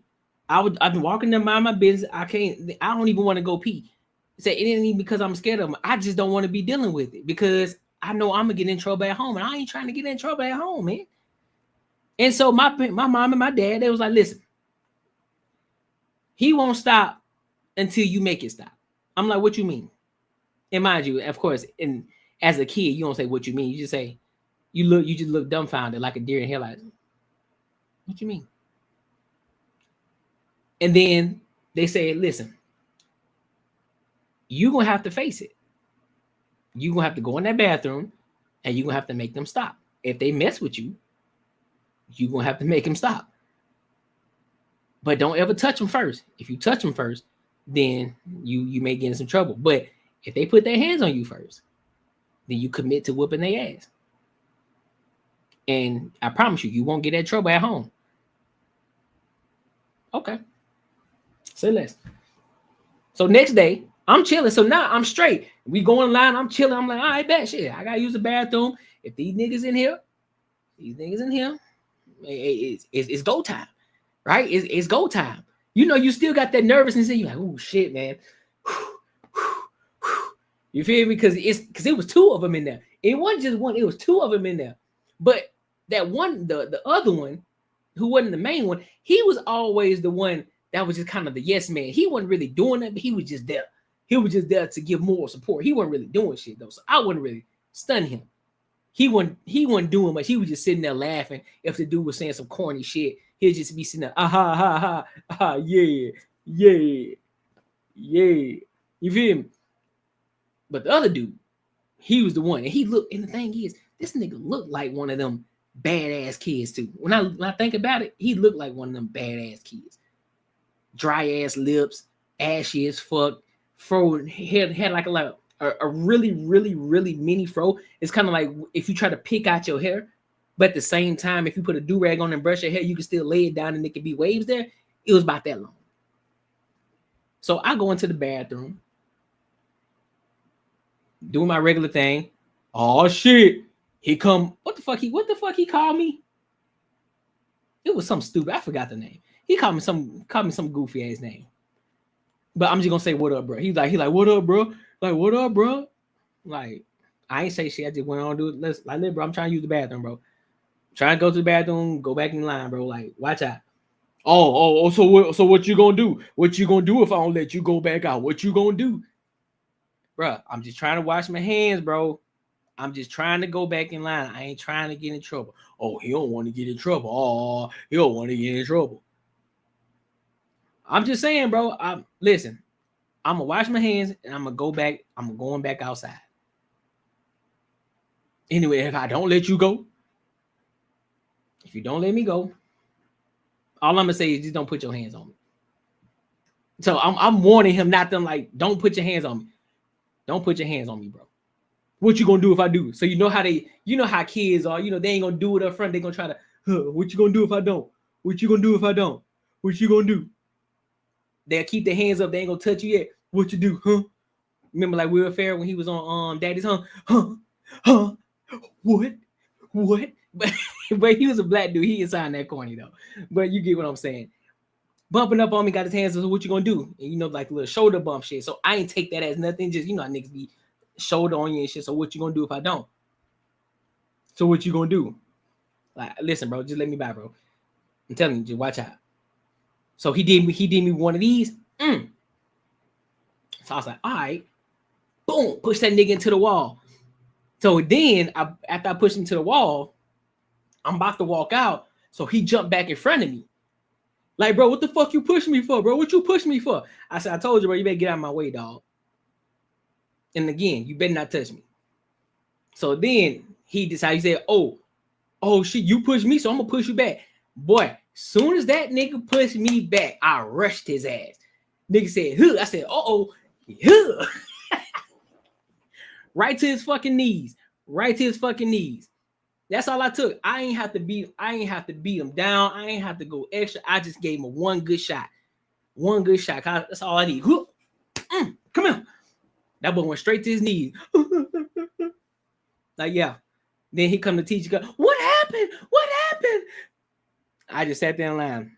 I said, he been doing this to everybody every time we go in the bathroom. That's why it takes us so long. But nobody wanted to say anything because nobody wanted to get in trouble. But he was in there bullying everybody when we walked into the bathroom. And so he pushed me, so I punched him. And so she's like, well, you know, we're going to have to call your parents. Okay, that's fine. Me, I ain't tripping because my parents already told me, like, listen, you ain't going to get in trouble. So they end up calling my parents later. And my dad was like, see, I told you. Then what that boy do? I said, yeah, I punched him. He started crying. And they were just like, well, I guarantee he ain't gonna mess with you no more. And guess what? Every day after that, that nigga didn't say shit to me. He would even try to do the, what's up, bro? And I just, what up? And kept it pushing. But in this instance, though, nah, fam. We going at the parents. We going at the parents, dog. We going at the parents. That's a sad situation, bro. I hate to see that. I hate to see shit like that. That little kid, second grader, had to experience some shit like that. That's sad, bro. That's sad. Make sure y'all like, comment, and subscribe for that, girl. Make sure I hit the bell notification. Let me read some of these comments real quick. I fought my bullies, but they weren't trying to off me. That's true. That's what I'm saying. They weren't trying to off nobody. That's more so the innocent shit. It's like, all right, you think you bigger than me, so therefore, I gotta show you better than I can tell you type shit. You will appreciate this. I fought a power forward in 6th grade for real. 6th grade for not putting the ball back up in the paint. He wanted to bring the ball back out. We didn't play that way in the 90s. Yep. I agree. Yep, that's a fact. In the 90s, they weren't having that. There's like, hey man, you get that ball in the paint, you better put that hole in the hole. You better not throw that ball back out. You better not throw that ball back out. You better get in there and put that man in the goddamn hole. That's what you better do. There should be no once that ball goes in, it should not be coming back out. Yup. Nah, I definitely appreciate that. Yup. Cause I got just enough mix of the old school game in me, but I also got that new school modern day game in me. So yup, I definitely understand that and definitely can appreciate it. All right, so look, let's go ahead and move over. Let's go ahead and move over to this next topic. Do I want to go to this one? You know what? Let's go to No Kings. Let's go to No Kings first. Let's go to this No Kings shit. Let's talk about No Kings because there have been a lot of protests damn near across the nation. Chicago, LA, New York, was it Portland? Everybody over here doing this fucking No Kings protest shit, and it's crazy to me. It's crazy. So I'm gonna play the video and then we'll get into it. All right. Make sure you like, comment, and subscribe.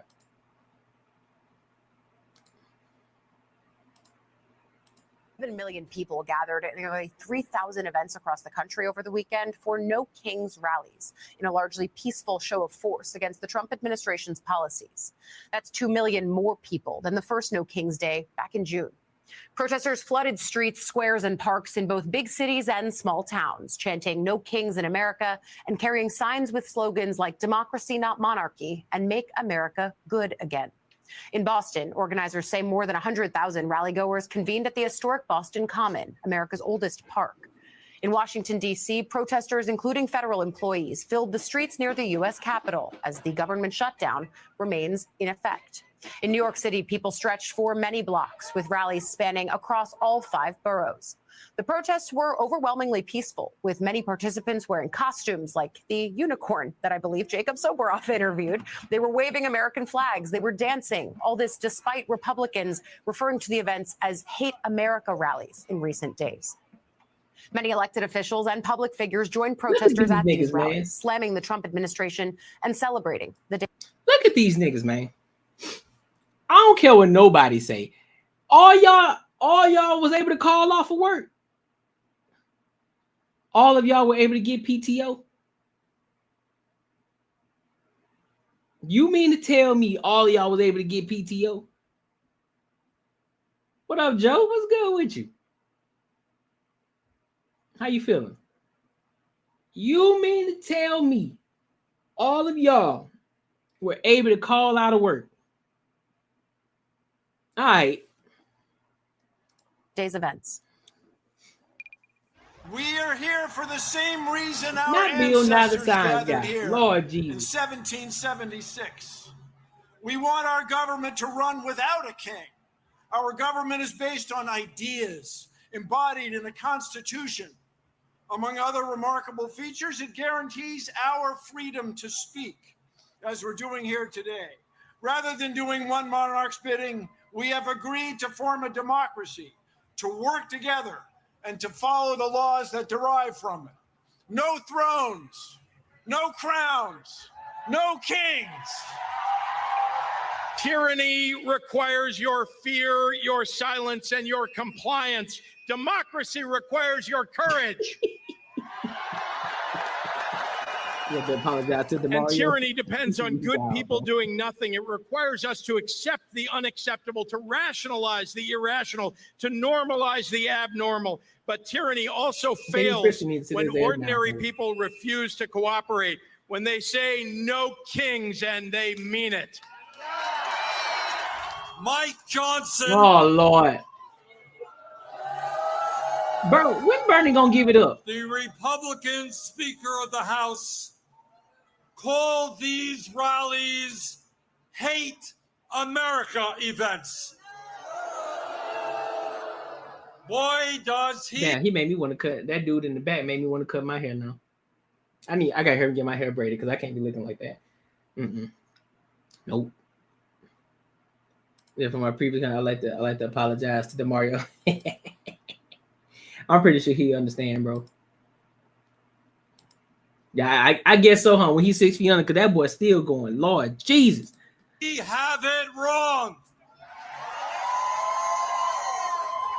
Millions of Americans are coming out today, not because they hate America.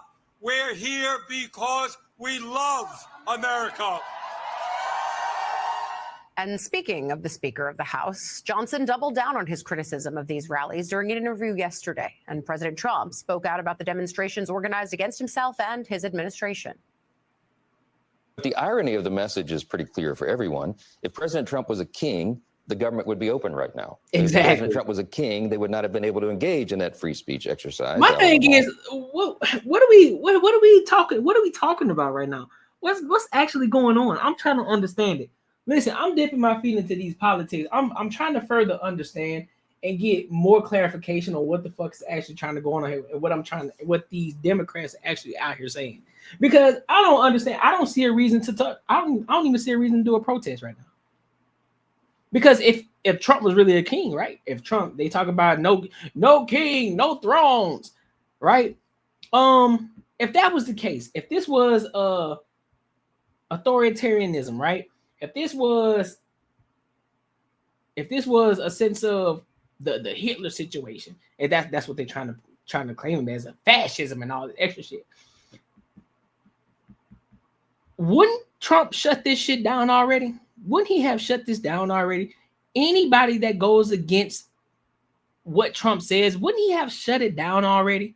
Wouldn't that have been probably one of the main things that he would have done already? I'm just saying. This is just me saying, this is just coming from somebody who's dipping his toe into the politic world and trying to better understand what's going on. Listen, I was born, but I wasn't born yesterday, right? And so, can somebody further help me to understand what the fuck is going on right now? Because I'm just gonna let it keep playing, bro. Yeah, I've never called anybody an enemy, but we call out. Hate America rally or, Antifa pro-Hamas, those are enemies. Well, there were a lot of hateful messages yesterday. I mean, we have video and photos of pretty violent rhetoric, calling out the president, saying fascists must die and all the rest. I mean, I don't think that's loving speech. I don't think that's friendly speech. And I don't think it's pro-American to say those kinds of things. Correct. So it's not about the people. It's about the message. It's about the ideology. I think it's a joke. I looked at the people. They're not representative of this country. And I looked at all the brand new signs paid for, I guess it was paid for by Soros and other radical left lunatics. It looks like it was. We're checking it out. The demonstrations were very small, very ineffective, and the people were whacked out. When you look at those people, those are not representative of the people of our country. I want to bring in MSNBC White House correspondent. Because a king, authoritarian, he would have shut all that shit down a long time ago. What protest? We wouldn't even be hearing about no protest. If that was truly the case, every time the news come on, it would probably be Trump talking about what's actually going on. You wouldn't see not one Democrat out here. You wouldn't. Not one Democrat would be able to go out here on the news and talk or go against anything that the king says. If that was truly the situation of what's going on right now. So y'all just come out here, make up these terms. Y'all just say any goddamn thing and call it and make it a rant. And now you want to know no kings, no thrones. Like all this bullshit that y'all talking, y'all just making up shit just for the hell of it. Y'all ain't got no jobs. Y'all ain't working. Y'all them EBT people. That's exactly what y'all are. Y'all the EBT people. Y'all Section 8. Y'all ain't got no job. This would have seemed like, because how in the fuck y'all having protests every goddamn day? Every day, every other day, every week. How in the hell y'all having all these goddamn protests? I'm trying to understand it. I would have been tired already. Jake Traylor, who was at the No Kings event here in Washington, D.C. To me, kind of hard to say that 7 million people across thousands of rally sites were insignificant, small, or not representative of America. But nevertheless, that is one of the ways that the White House is talking about it. Can you bring us on the ground with you? What did you see? What did you hear over the weekend? That's in Boston. Let me first just make a quick point. Do we remember the Trump campaign just about a year ago, whenever Biden referenced some of the country as quote garbage, and then the way the Trump campaign latched onto that, the deplorable comment from Hillary Clinton back 2016, the way the Trump campaign latched onto that comment, it's interesting the way that. That's why y'all ain't got no money, because y'all taking time off from work. Y'all supposed to be working. I know y'all ain't got that much PTO. The Trump administration, Trump himself, has written we this working off on these the, Americans in a very similar way, and are expecting a different result. But I will say, all politics is local. This is a phrase we say a lot of times. That really was true in Washington, D.C. this weekend. The things that they were most concerned about, first of all, 2,000 National Guardsmen have been on the ground now in D.C. for a long time, against the will of many, many of the people that live here. The indictments of John Bolton and James Comey right down the road in Maryland and Virginia for a lot of these individuals. The original military. These niggas, man. Look at this shit. We know what side he played with. Look at this big buffoon up here with this pink scarf around his neck.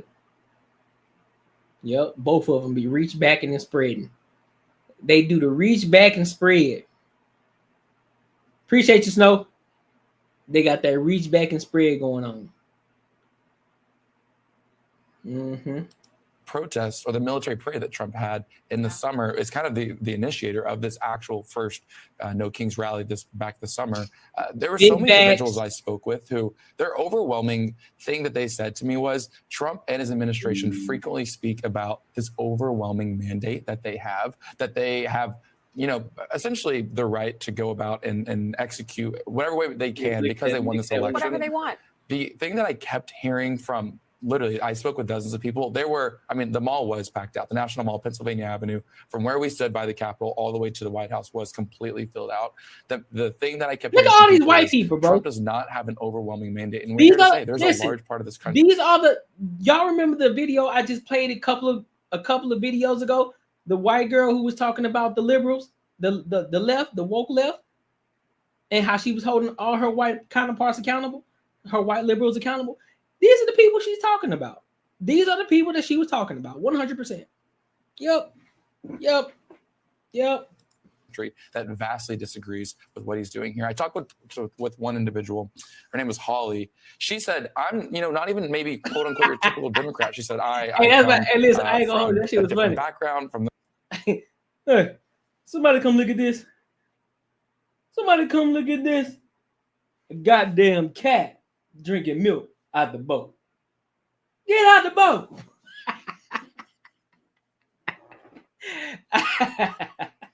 From the South. I'm a Christian. I'm a lawyer. I'm a veteran. And I am so upset with what is happening in this country. Look at him. Look at this. No jobs.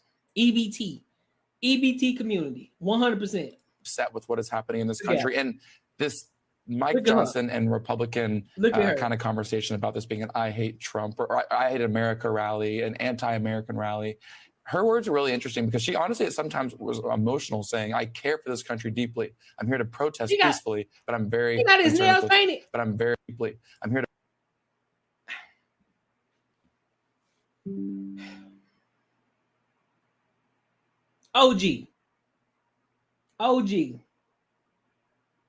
OG, you too goddamn old to have your nails painted, big dog.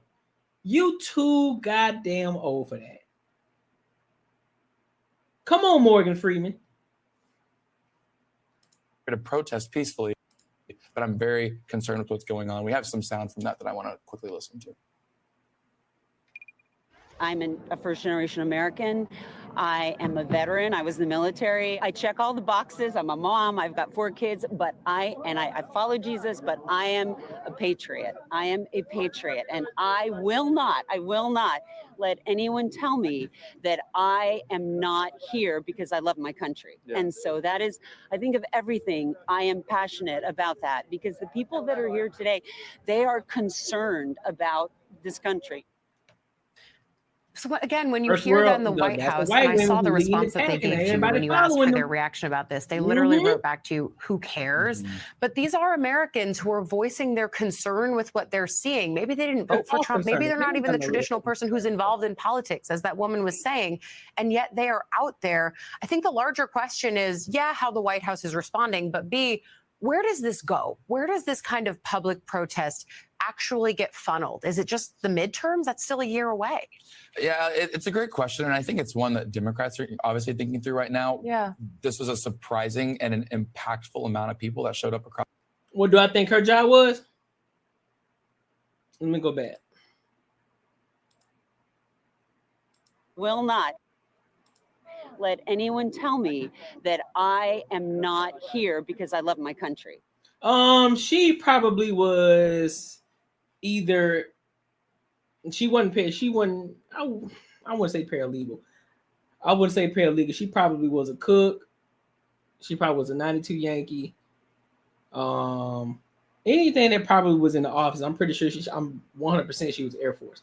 She was either Air Force or Navy. She wasn't no Army though. I'm seeing Air Force. Anything in the office. Yep, that's what I see. And so that is, I think of everything, I am voicing their concern with. The larger question is, yeah, how the White House is responding, but B, where does this go? Where does this kind of public protest actually get funneled? Is it just the midterms? That's still a year away.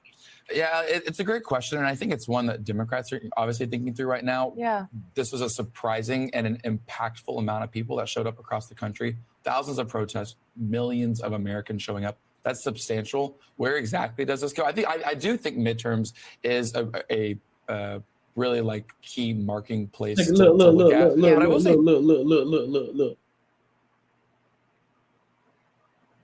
Rainbow fan. Shade head on the side with the little mohawk going. Talking about kill the Klan. No.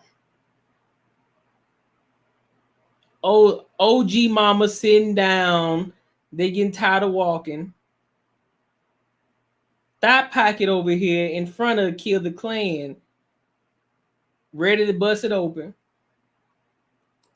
Too, and I spoke with a lot of individuals about this too, and it halfway answers your question, but a lot of individuals were concerned because they really do feel like the second Trump administration looks vastly different from the first one, in that they just don't seem to care in the same way. They're not willing to reach across the aisle, and I know we'll later talk Mr. Frost up here about the government shutdown, but it even translates to that a little bit, where I keep having White House officials telling me Trump is lacking a sense of urgency to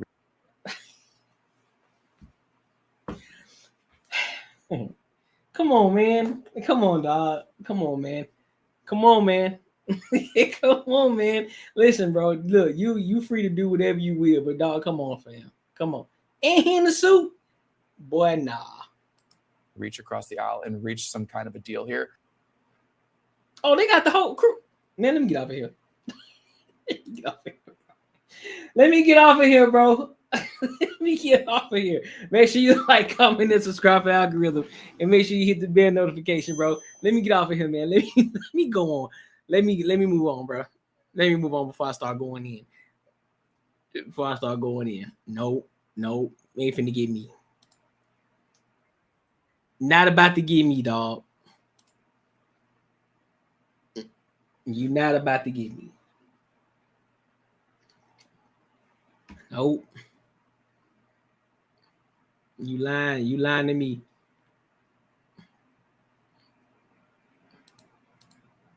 All right, so let's go. Let's go over here to this next topic.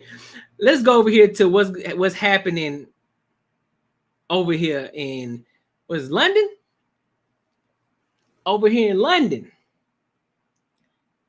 the museum. Somebody tried to break into the museum. Well, I ain't gonna say try. Somebody got into the museum. Out there in London. That's crazy. Thieves in London, and I didn't even think I was going to even talk about this today.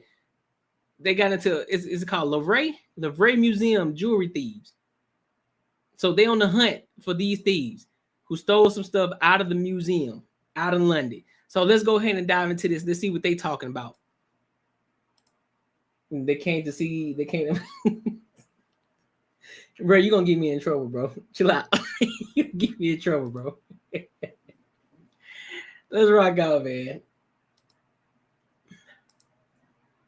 Is still on for the thieves and priceless missing items from the Brazen Daylight heist. This video is still the only image we've seen of the operation in progress. Widely shared by French media, a man in a high-vis vest, perhaps disguised as a maintenance worker, inside the lavish Apollo Gallery. Dang. Sunday morning's heist has captivated, well, everyone. They're calling it like, the break-in of the century. I mean, it's something like out of, Danny Ocean and George. I didn't see George Clooney yet. As questions mount about the massive security failure at the most visited museum in the world, a leaked audit report to French media finds that the Louvre routinely deprioritized security upgrades. The justice minister saying the whole incident gave France a deplorable image.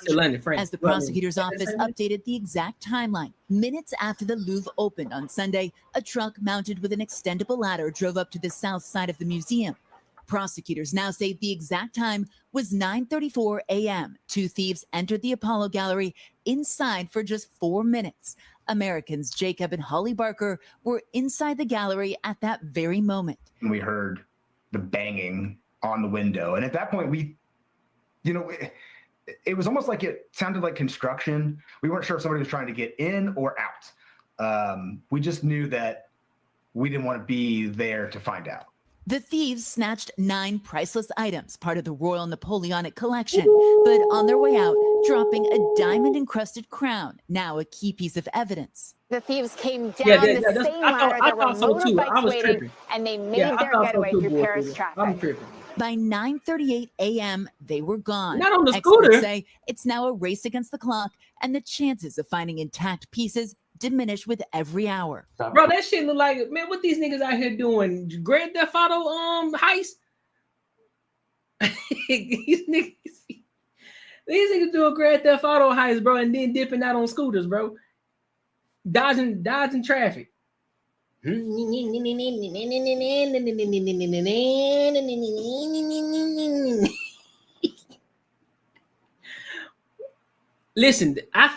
Listen, whoever took that, I'm just gonna say they in the world of trouble. They gonna get more than just go to jail. I'm just saying they gonna get more than just going to jail. Nigga, those are antique pieces.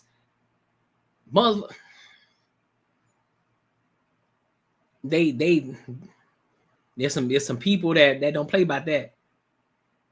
Low speed getaway. I mean, I guess so. Get rid of the mini pads. Lay low for a hot minute or get out of the city as quick as you can. Melt it down real quick. Melt the shit down real quick. Send it to your guy so he can process everything. Boom, melt it down as much as you possibly can and then sell it off. And then they get their bread wired to them wherever they at. I mean, that could be a thing. That could be it. That could be it, bro. That shit crazy though. I want to know what's gonna happen next though. I'm gonna have to try to keep up with this. Absolutely a race against time. It sounds like an old adage that the first 48 hours are key. Gems could literally go anywhere. They're so hard to trade. Like how much you think that tiara is worth? That crown is worth? I bet that shit priceless. I bet that shit is priceless. I guarantee that shit, man. That shit probably worth somebody's life. That piece right there worth somebody's life. 75 to 100 mil heist. Yeah, that's a fact. That's what I'm saying, bro. Like that's a Grand Theft Auto heist, bro. For real. Don't melt it. The value is in the story buyer pool. Yeah, that's true. That's true too. That's true too. That's true too. That is true too. But then again, some people may not even sell it though. That's the thing. It depends on who the buyer is. It depends on who the buyer is. Because if somebody just want it just because they want it because of the story, then yeah, I agree. I agree. But then it couldn't mean it could that piece cannot mean anything to anybody. And they can just say, you know what, I just need the money. I really don't care about this damn thing. So I mean, I guess it just depends on who the buyer is. Because you're right. Some people just take it as they just take it just because they can, and then just for a display because of the story behind it. So that could be true. Now, security is a major question, of course, for the board of directors of the Louvre. The leaked security audit report that I mentioned criticizes the Louvre for not updating security measures and actually alleges, you guys, that 1/3 of the galleries inside the museum didn't have sufficient surveillance coverage. The good news, though, the museum is set to reopen tomorrow, and that means a lot of very happy tourists here. All right, Molly, thank you very much. Hey. Yeah, I bet it is. They're gonna be looking where they're gonna be trying to look for where all the pieces got stolen from. Thanks for watching. And don't forget, you can catch the Today Show every morning on NBC or take today. He's been doing this for a long time, boy. He's been doing that for a long time. But hey, man, yeah, I'll try to keep up with that story, man, to see what's popping off, see if those guys got caught, see if there's any relevant news popping up. So yeah, I'll do my best to keep up with it. But yeah, make sure you like, comment, subscribe for the algorithm, and make sure you hit the bell notification. All right, so let's go ahead and go over to where we at? Here. All right, so let's go ahead and go over to the last topic of tonight. Let's talk about Stephen A. and LeBron James and this little beef that they got going on. I don't know if it's a beef between. I don't know if it's an imaginary beef that Stephen A. got with LeBron James. And not because Stephen A. got, he got a lot of motion going on. He able to just talk his talk now, because, he doing his thing now. So he able to I can talk my talk now. I can say what the fuck I want to say. I had to be quiet for a minute because, I was too busy trying to focus on getting my bag up, leveling up, getting to a certain space. So that way I'm able to talk and I can't be censored on the things that I say.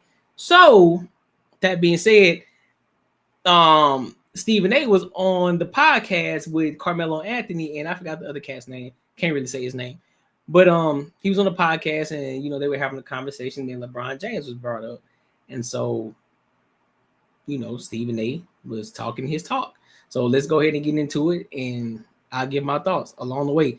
I think this part is a little longer, so I may stop in between and, just kind of do a little bit of commentary here and there. So bear with me, but let's get to it.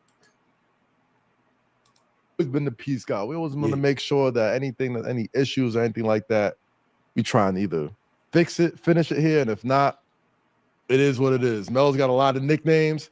Everyone in sports in the entire world saw you and LeBron James get into it at the sidelines, Crypto.com arena. Right. Obviously, since then, that Lakers game, you've made no bones about, your issues with LeBron and the way you felt about him, and he's obviously has made no bones about the way he's felt about you. Yeah. I think Melo is just as close to Braun as he is as close to you. No, they're closer. And that's a fraternity. I understand. Respect yeah. And I love getting to not just get your side of it, but try and bring a peaceful solution, a peaceful resolution. Ain't gonna be no peaceful solution. He answered my question. Go ahead, Melo. No. He answered it. He answered the question. I think that's so much in my perspective, and which is why, I always stayed out of that. You let them handle that. It's not. I agree.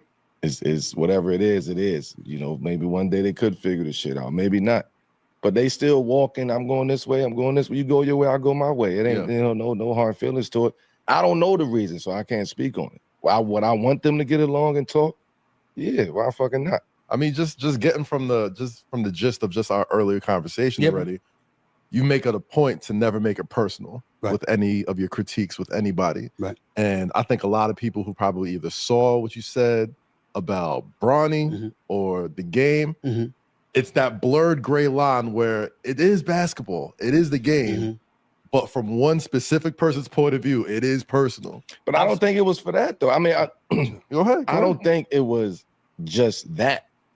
You get what I'm saying? We talk about years and years and years and years of history here. You know, like I said before, that goes deeper than rap. So whatever it is, you would have to peel back those layers and really sit down and have a real conversation, because from my perspective, it wasn't just about what he said about Bronny. It was a buildup from everything over the years, and that right there just hit home. That hit close to home. So of course I gotta, at this point in time, it's fuck that. I gotta take care of, now is my time to say something. Enough is enough type of situation from that side. I will say this. I'm gonna say shit on this podcast right now that I ain't never said. I ain't gonna hold back. I'm gonna preface my comment by saying, if y'all wouldn't have asked me about him, I wouldn't have talked about him. Indeed. I have no desire to talk about LeBron James, but I'm in the media. I am who I am. And it's pretty hard for me to say no comment. I ain't talking about something.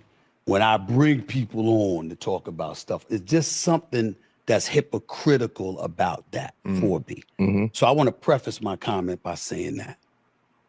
I want to say also, before I get into it, that I don't get touched very easily. I'm talking about emotionally, where I look at athletes and all of this other stuff, and you know, what they say affects me in a very touching way.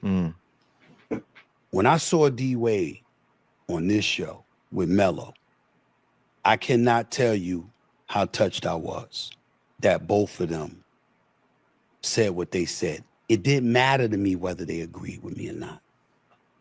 What they both said is, we fuck with Stephen A. See what I'm saying? Before anything. And from the bottom of my heart, I appreciate it. Indeed. Because you got a lot of cats out there, including some, I'm just gonna say some sorry motherfuckers in the NBA right now that all of a sudden forgot who I was and who I've been just because of some situation with LeBron. What that got to do with y'all? What that got to do with y'all?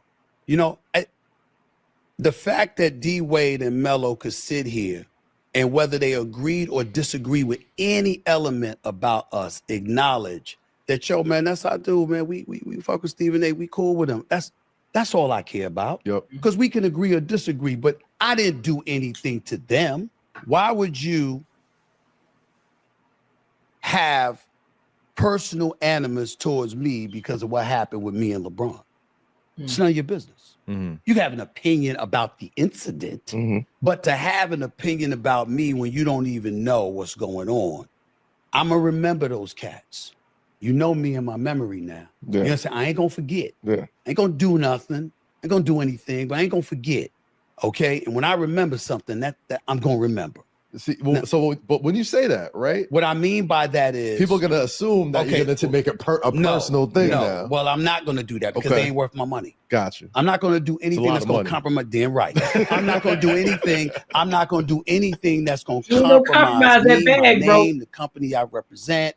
And it ain't just ESPN. The SiriusXM is my own brand. Okay. I'm never going to do anything like that. I'm going to always make sure I maintain professionalism. Right. But Melo knows what I mean when I say this. There's a whole bunch of cats that come to me for a lot of assistance. A lot of cats that want to get in this industry. A lot of cats that got personal stuff they want the media to veer away from. They don't want the media. You know, I ain't, you know, damn podcasts and YouTube show. I work for the worldwide leader. I work for a national or international brand like SiriusXM. You understand? I know everybody from the president on down. It's a simple phone call. I got cats on speed dial. Ain't no doubt in it. because I've proven it. The contract alone proves that you don't get what I got unless you're doing good work and you got connections. That's just the way it goes. Right. Having said all of that, I'm just saying I'm going to remember because it hurt me, because it had nothing to do with a lot of these people. And they didn't take a moment to sit up there and say, damn, Stephen A. been in this business for 30 years. That's never happened. Why now? That's all I wanted somebody to ask. But nobody asked. So, so you want to hate on me? Fine, no problem. Now let me get to LeBron. I don't like his ass. Not a little bit. I understand what he means to Melo. I understand what he means to D Wade, my boys. I understand it. But all I'm going to say when it comes to that, Melo is 1,000% right. This dates back more than a decade. I'm not going to go into detail at the shit this man has tried to do to me. People don't understand. You don't know that you do not understand the links this man would go to. You know, I believe he's one way publicly, he's another way privately. I believe he's, you know, he might not be interviewed and he might not be quoted, but the things he says and the things he has said to people, it's gotten back to me. The things that he's tried to do, if it were up to him, I wouldn't be where I am today. Did he try to get you off the air? You understand what I'm saying? I'm not going there. Okay. Figure it out. Okay. Okay? All right. Because I'm not going to find myself in a position where it can get uglier. I'm not going to do it. Okay. But I'm telling you, I'm not asking. It's some low, low shit. The day that he rolled up on me courtside, it was the day my contract was announced. That I had stayed with ESPN, blah, blah, blah. Go back and look at the camera angles. I arrived there in the first quarter. He rolled up on me in the third quarter. When he rolled up on me in the third quarter, this is 2025. We got technology everywhere. Right. TNT is a nationally televised game. Right. How is it we got one angle and the only angle you see was of him in his face? But you see the back of my peanut head. How is that the only angle that you saw? How? Y'all guess. Okay. I'm not going there. I'm just telling you what I see. Remember, I'm in this business. Got my social media person right there. Right. You understand? I've been an executive producer for years. I know this, but I know a thing or two about camera angles. I determine them half the time. Yep. Do this angle, do this angle, do that angle. This is my business. I'm here. I know what that is.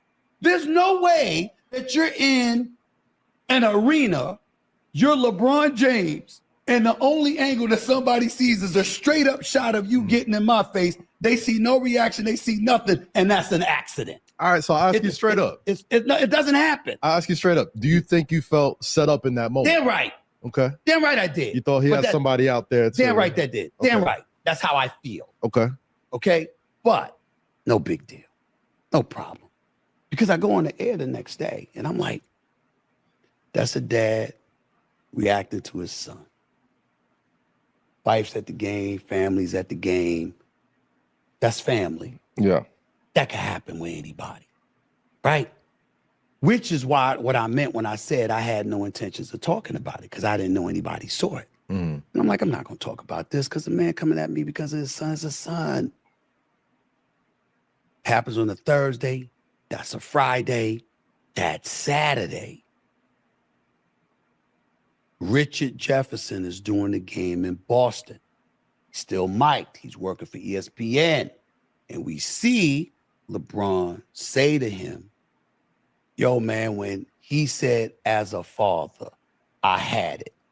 So I'm thinking, oh, that's not about Bronny. That's about you. Okay. Let's talk about you as a father from this perspective.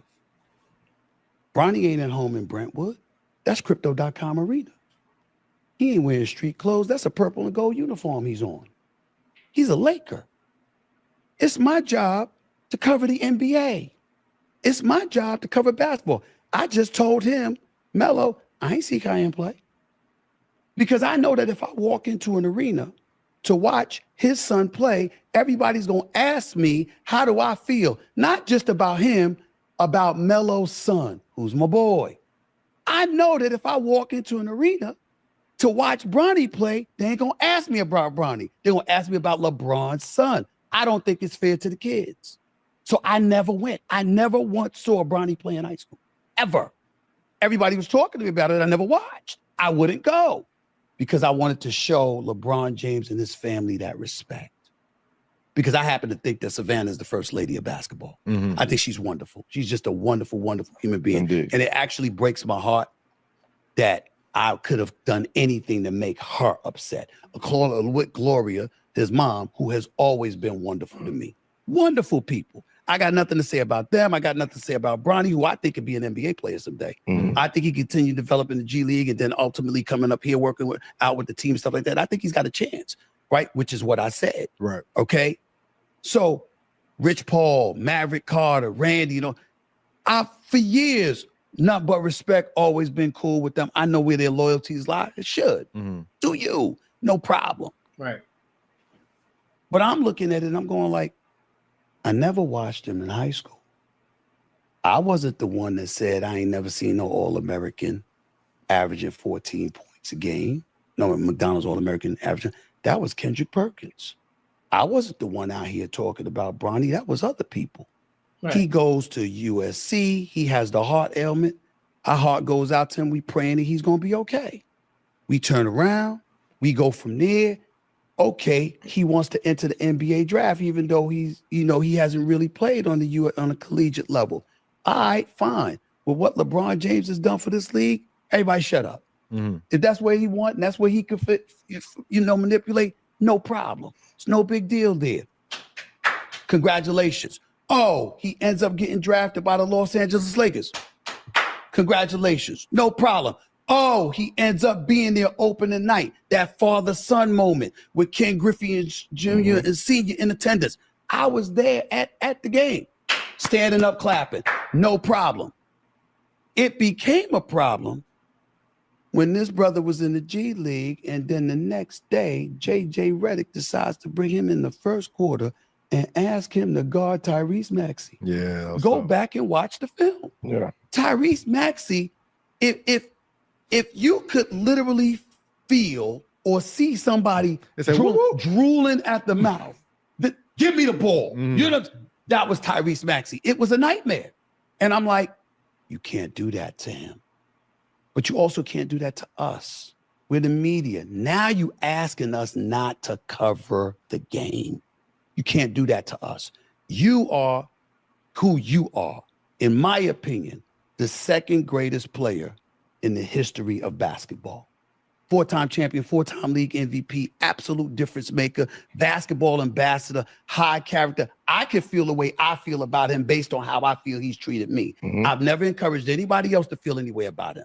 I've never encouraged anybody else to dog him, isolate, do whatever. No, I'm telling you how I felt about him based on my treatment from him. But my point is, all of those things transpired. You know this. And not only do you try to paint me as a person that would attack somebody's family, when I've been in this business for 30 years and no one has ever accused me of that.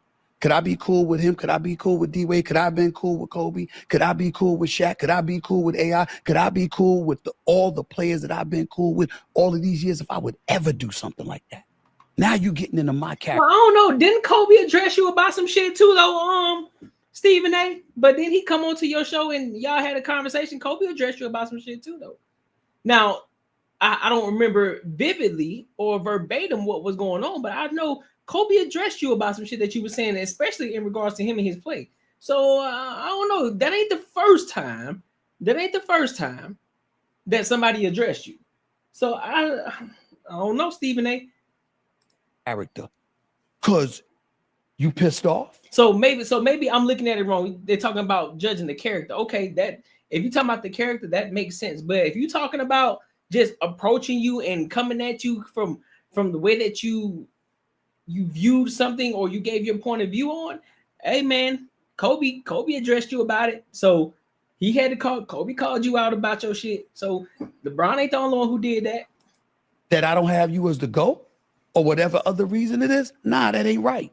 And so my point is that with all of that happening, the last straw was not him rolling up on me on courtside. Even though all he had to do, and you could ask Melo, if you sit up there, and Rich Paul will tell you this, if you sat up there and said, yo, LeBron pissed off, he needs to talk to you man to man.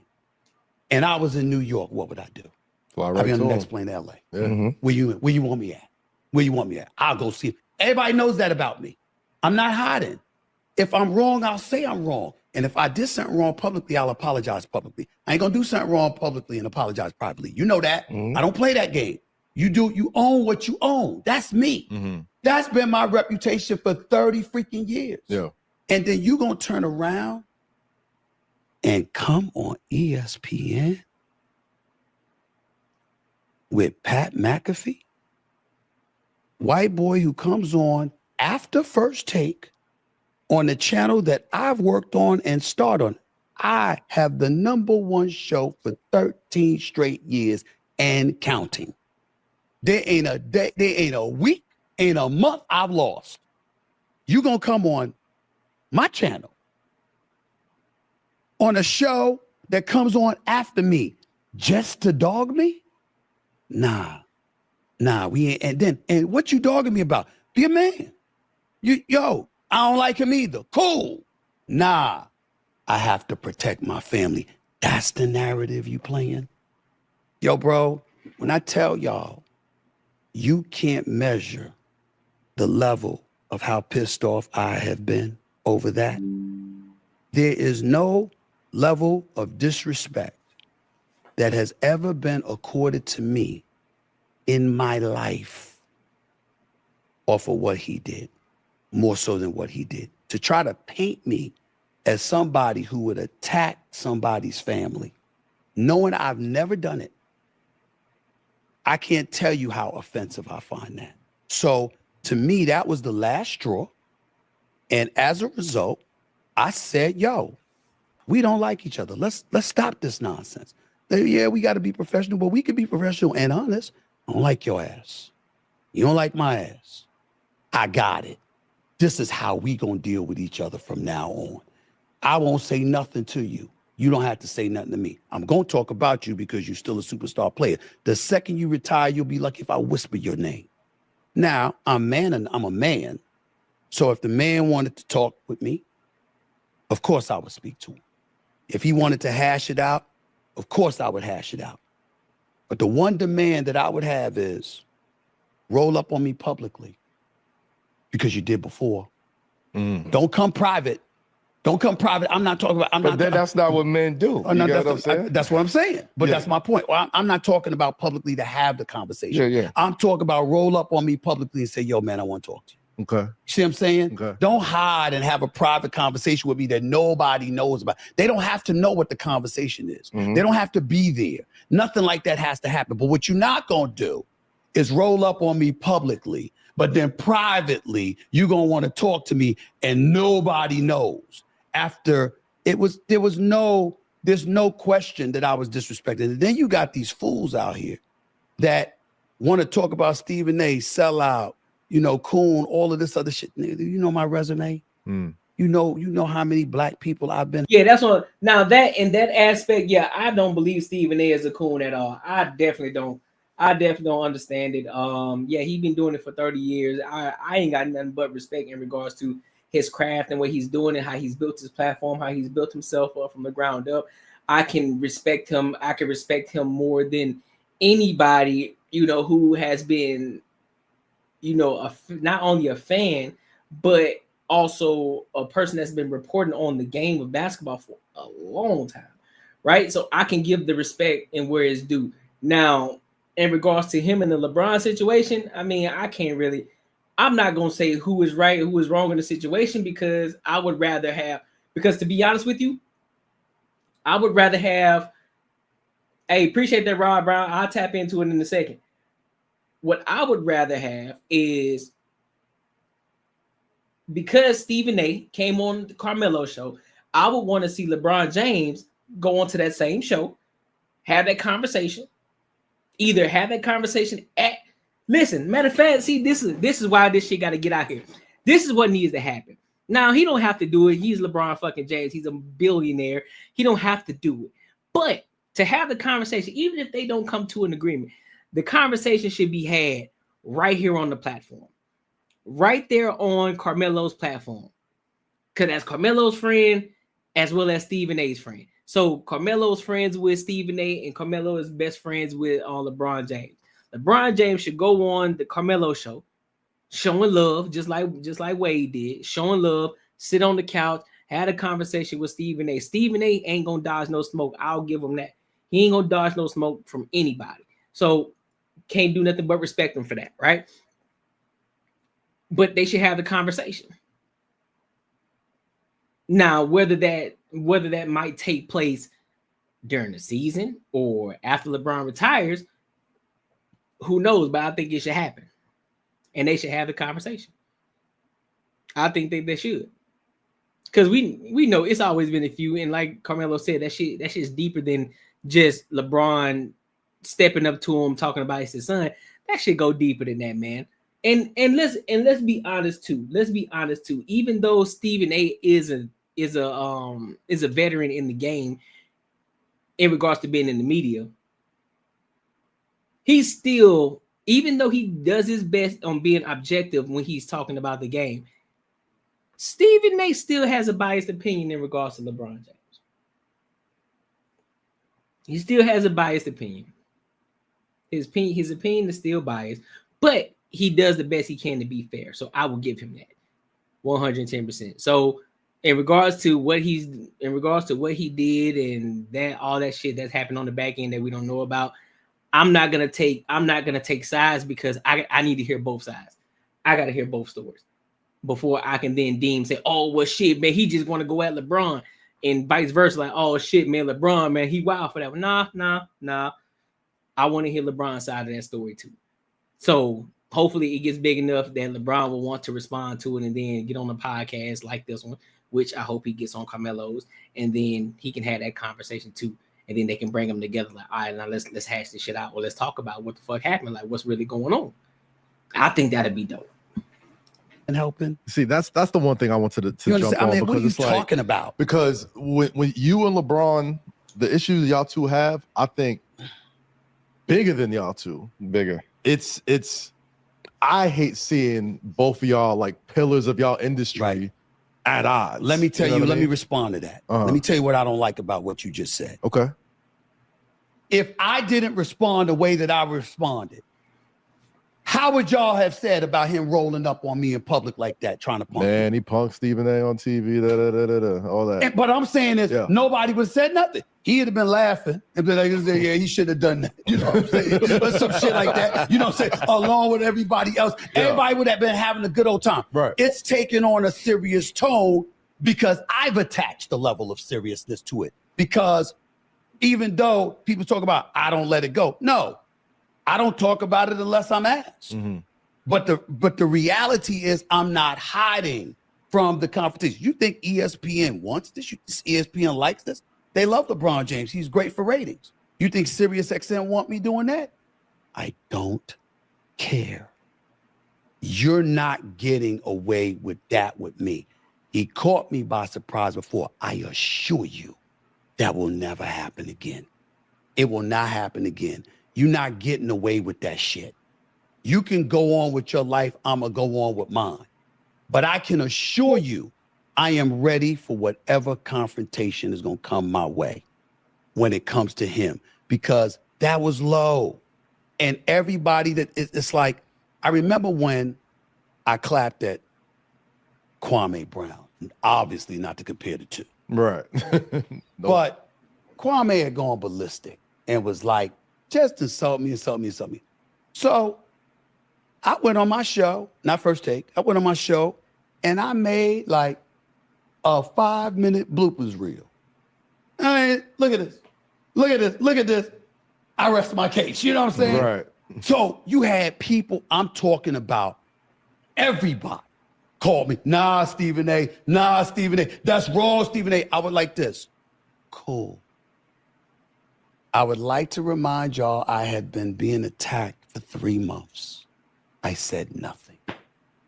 Absolutely, positively nothing. I said nothing. Where were y'all then? And I'm talking about Hall of Famers. Yeah. Talking about some of the greatest players ever lived. Yeah. I'm talking about Kobe. Nah, Stephen A. Nah, Stephen. I said, where were y'all? I would say the same thing about LeBron. When he rolled up on me, where were y'all? When he got in my face, where were y'all? When he sat up there and stormed off like he was the big bad wolf, where were y'all? When he went and spoke to Richard Jefferson and was caught on tape saying, nah, when he said that to me, nah, where were y'all? We only got something to say when I speak up. Why? How fair is that? So somebody can come up to you. I don't think that's the case, though. I was about to say, like, no. Oh, I'm not saying y'all didn't say anything. Yeah. I'm saying y'all in it. Who spoke up for me? Who said, yo, man, that's wrong what he did to Stephen A? Who was that person? Peace God, save Give us, me the peace breaking God. news. No, Save because we spoke about that. We spoke about that on here. I'm hearing everything Stephen A's saying. Yeah. I agree at this point. Y'all moving your own way. Yeah. You get what I'm saying? My purpose is like, yo, we can figure this out. Let's figure this out. If this manageable, let's manage this shit. Let's figure this out. Let's talk. He wants something totally different. What do I want?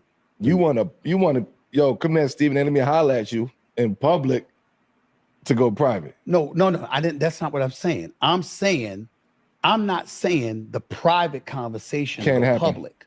I'm not saying the private conversation to go public. Mm-hmm. I'm saying don't whisper for somebody to meet you in the back or meet you at some clandestine location when you rolled up on me public. Yeah, but you know what? It's lopsided. That's lopsided. That's what I'm never gonna saying is, happen. what's wrong with rolling up on somebody in public? Yo, man, holler at me after the game. Yeah, I agree. I'm saying there's not because you rolled up on me, right? I'm saying don't sneakily talk to me after. And I'm not saying he would do that because I don't think that's him. That's not him because who the hell am I? I'm a peon in his eyes. You understand to some degree. And it's like he gonna do what he's gonna do. I'm gonna do what I'm gonna do. All I'm trying to say is that everybody's been talking about this and nobody sat up there and asked themselves, what were we saying before Stephen A went on First Take? Because I went on First Take after he went on Pat McAfee's show. And I went on First Take. It's unprecedented in media. And I didn't even know I did it because I just did it because that was on my mind. I did an opening monologue that was 18 minutes. 18 minutes nonstop. And I had more. I could have went another hour. I mean, I was just getting started, but I got a show to do. Right. My point is that, I keep receipts. And you're not going to do that to me. And it's like, all I'm saying is, where was everybody when I was rolled up on? Where are the people that say, brother has been doing this shit for 30 years? That ain't never happened. Yo, respectfully, people was saying that. Huh? People were saying I didn't that. see that. No, you didn't see it. I But didn't people see was that. saying that. Okay, we that's never, fine. We never saw this before. This never happened. Yes. But I think. But also to Stephen A, this is our first time seeing LeBron James. This is our first time seeing a father and son play together on the same team too. So all of this is brand new, bro. But again, all of this shit happened before. All this shit built up. All of this shit was built up from back then because how you was going in on Bron, and let's not act like you weren't going in on him. Cool, rightfully so. Rightfully so. That's what you're supposed to do. That's what you do. That's your job. Understood. Get it. We understand that, right? So, but I also think that there probably were times where you went a little bit too hard. You was like, all right, my G, like you, nigga, you go hard in the paint on me, but nigga, you don't go this hard on your favorite player, Jordan. You ain't go this hard on Cole, but you go this hard on me, though. So, nigga, what's your vendetta with me, homeboy? Like, what you got going on with me? What's the fact of the matter is, yeah, okay, I try to do it fairly, but there are times where you go at me. I have yet to see you go in on Jordan. Even when you talk about Jordan, I have yet to see you say anything in regards to what Jordan wasn't. I haven't seen you go hard like that. You would defend Jordan to the nines. And rightfully so. That's your favorite player. You should. But at the same time, if you're going to be objective about the situation, you also got to tell us what's wrong with Jordan too, because Michael Jordan is not flawless. And so with LeBron James being in the media for so fucking long, since an 18-year-old, been in the media for so long, and you've been covering him for so long, it's only a matter of time for some shit to pop off because you've been covering him for so long. It's only gonna happen. So while I do understand where you're coming from, and I do agree with you, you know what I'm saying? How he approached you and all this and everything that led up to it, yeah, could it have gone differently? Maybe, sure. Maybe he felt that was the right time to do it. We don't know what was going on in his mind at the time. Did he feel that it was the right time to do it? Whatever the case, and then he went on to that. Then he went on to the show with Pat McAfee. We all know that nigga petty, man. That nigga petty. Just like Kobe's petty, just like Michael Jordan's petty. All them niggas petty, bro. All of them petty. So they gonna do that just to be an asshole about the situation. They would do shit like that. So for you to even take it that way, that's a whole different story. You got to understand that's just part of the game, big homie. But because you got stepped up to publicly, and yes, maybe nobody was there to defend you. You know, nobody was on your side in that aspect. You know, hey, it be what it is. It just comes with the territory. Just comes with it, homie. Well, we've never seen a Stephen A before where, you know, it would warrant that type of response, you know? Right. And it's a level of respect there too that people really have to look into that. It's a level of respect there. That's the same thing you and Wade said when y'all was It's here. a level of respect. I respect this nigga so much. I respect him so much that what he's saying is really affecting me as a father. He home sitting around his wife, his kids, his moms, the whole crew. Now, I don't know this for sure, but I'm just saying, me knowing a little bit about the situation, this is probably what's happening, man. God damn, man, enough is enough, Steve. He probably on TV. They watching it. Enough is enough of this guy. But that's the whole point. I understand enough is enough stuff if I had been speaking about Bronny. I'm trying to say to everybody. You can't separate the two. No, I'm trying to say Bronny had been talked about. Yes. All year long by other people except me. Yeah. I wouldn't talk about him. Remember, I hadn't seen him play on purpose. I avoided the subject. So my point is, with that as factual information, that wasn't about Bronny. Bronny was the excuse for you to come at me the way you always wanted to come at me. And my point is, anybody that knows me knows, if you wanted to have a conversation with me, you can get to you could have said, yo, man, I need you to meet me here. I need you to have this conversation with me. You understand what I'm saying? Me and Stephon Marbury, we was going back and forth for years. Some Stephon Marbury, like, this ain't over. I got to have a conversation with you. I'm like, what? You got to have a conversation with me about what? Yeah. And then I went like this, yo, where you want me? And come to find out, it was a misunderstanding. Yeah. Because I'm sitting there going like this. This is my point. I'm like, this is Stephon Marbury. This is my Do you point. understand that I covered you in high school? Do you understand that I knew his father? I know his brothers. I love Stephon. The two people most responsible in sports for me being where I am today is Allen Iverson and Stephon Marbury. I covered Stephon Marbury when he was a star at Lincoln High School. I covered Allen Iverson the first 10 years of his career. So I know so much about them, their families, their struggles, and the whole bit. And Stephon thought that I said stuff that I didn't say. Well, but that's the point. But that's the point that they're making, Stephen A. That's what you're missing. You covered Stephon Marbury for a long fucking time, bro. And then even at some point, Stephon Marbury is like, hey, bro, like, hey, nigga, we got to have a conversation, homeboy. What you talking about? What you got going on? And of course, y'all had the conversation and it became a misunderstanding. So in this situation, that's probably what the fuck happened. Yeah, just because you've been in the game for so long, sometimes the shit happens. Sometimes you might slip up a little bit, or some things may get lost in translation. So therefore, you may need to reel it back. It's like, all right, hold on. My bad, fam. Yeah, should LeBron approach you and say, hey, bro, look, we got to have this conversation. Like, let's talk about it. That might be a thing. After this, it might be a thing. We don't know. But again, does he really need to? I mean, who knows? If he feels in his heart of hearts that he needs to come to you and have a conversation, then I'm pretty sure that he will. I'm pretty sure that he ain't gonna dodge no smoke, right? So That's the point that's being made, though. The guy clearly been picked on all his life. Pussy 5 blue new dudes. I'm like, what? Who told you that? I didn't say that. I didn't do that. He didn't know. Yeah. I'm like, no wonder you've been feeling this way. I'd have hated my ass too. I didn't do that. Right. But he knew, he realized I didn't do it. I didn't know. So I'm just saying stuff like, you know, when I get into it with Kyrie, my whole point was, do you see who Kyrie Irving is? Kyrie's a good brother, man. Kyrie's a good brother. We used to butt heads because he missed work too damn much. And I'm like, yo, man, this brother's electrifying. I want to see this brother dancing on the basketball court. I don't want to hear no shit about no COVID vaccine. Get your ass on the court. I need to see you. Now, obviously, in hindsight, the brother right, because we see all the conspiracy theories that come. But again, see, that's the thing, Stephen A. You cross the lines, bro. You do. I get it. You may be coming from a genuine place and not meaning any harm, but sometimes, big dog, you cross the line. And so when you can't judge how somebody gonna take that. Whether we say that, nah, y'all shouldn't take that shit that serious. It's Stephen A, bro.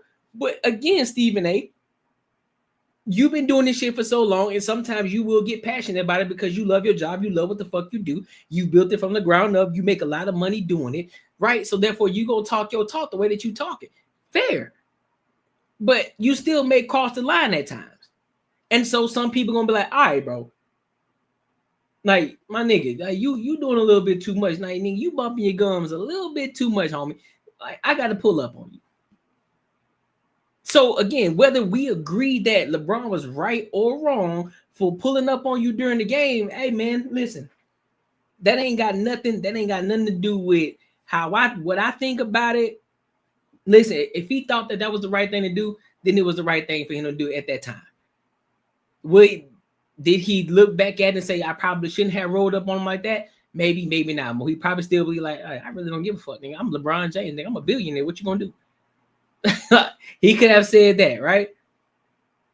But me personally, I do want to see them have the conversation. I do want to see Stephen A. Smith and LeBron James have the conversation. I do. Come out and props to him for having the foresight to see that. We didn't see that at the time. And then, but you also have to understand, I'm living in a world where you got cats making 38, 40, 45 million. You got GMs and owners complaining about it. And you got billionaires looking me in the face and saying, yo, Stephen A., I took that damn vaccine. Who the hell are they not to take the vaccine? And we're living in a country where the government was imposing all of that on us. So I'm sitting there going like this. We all taking the risk.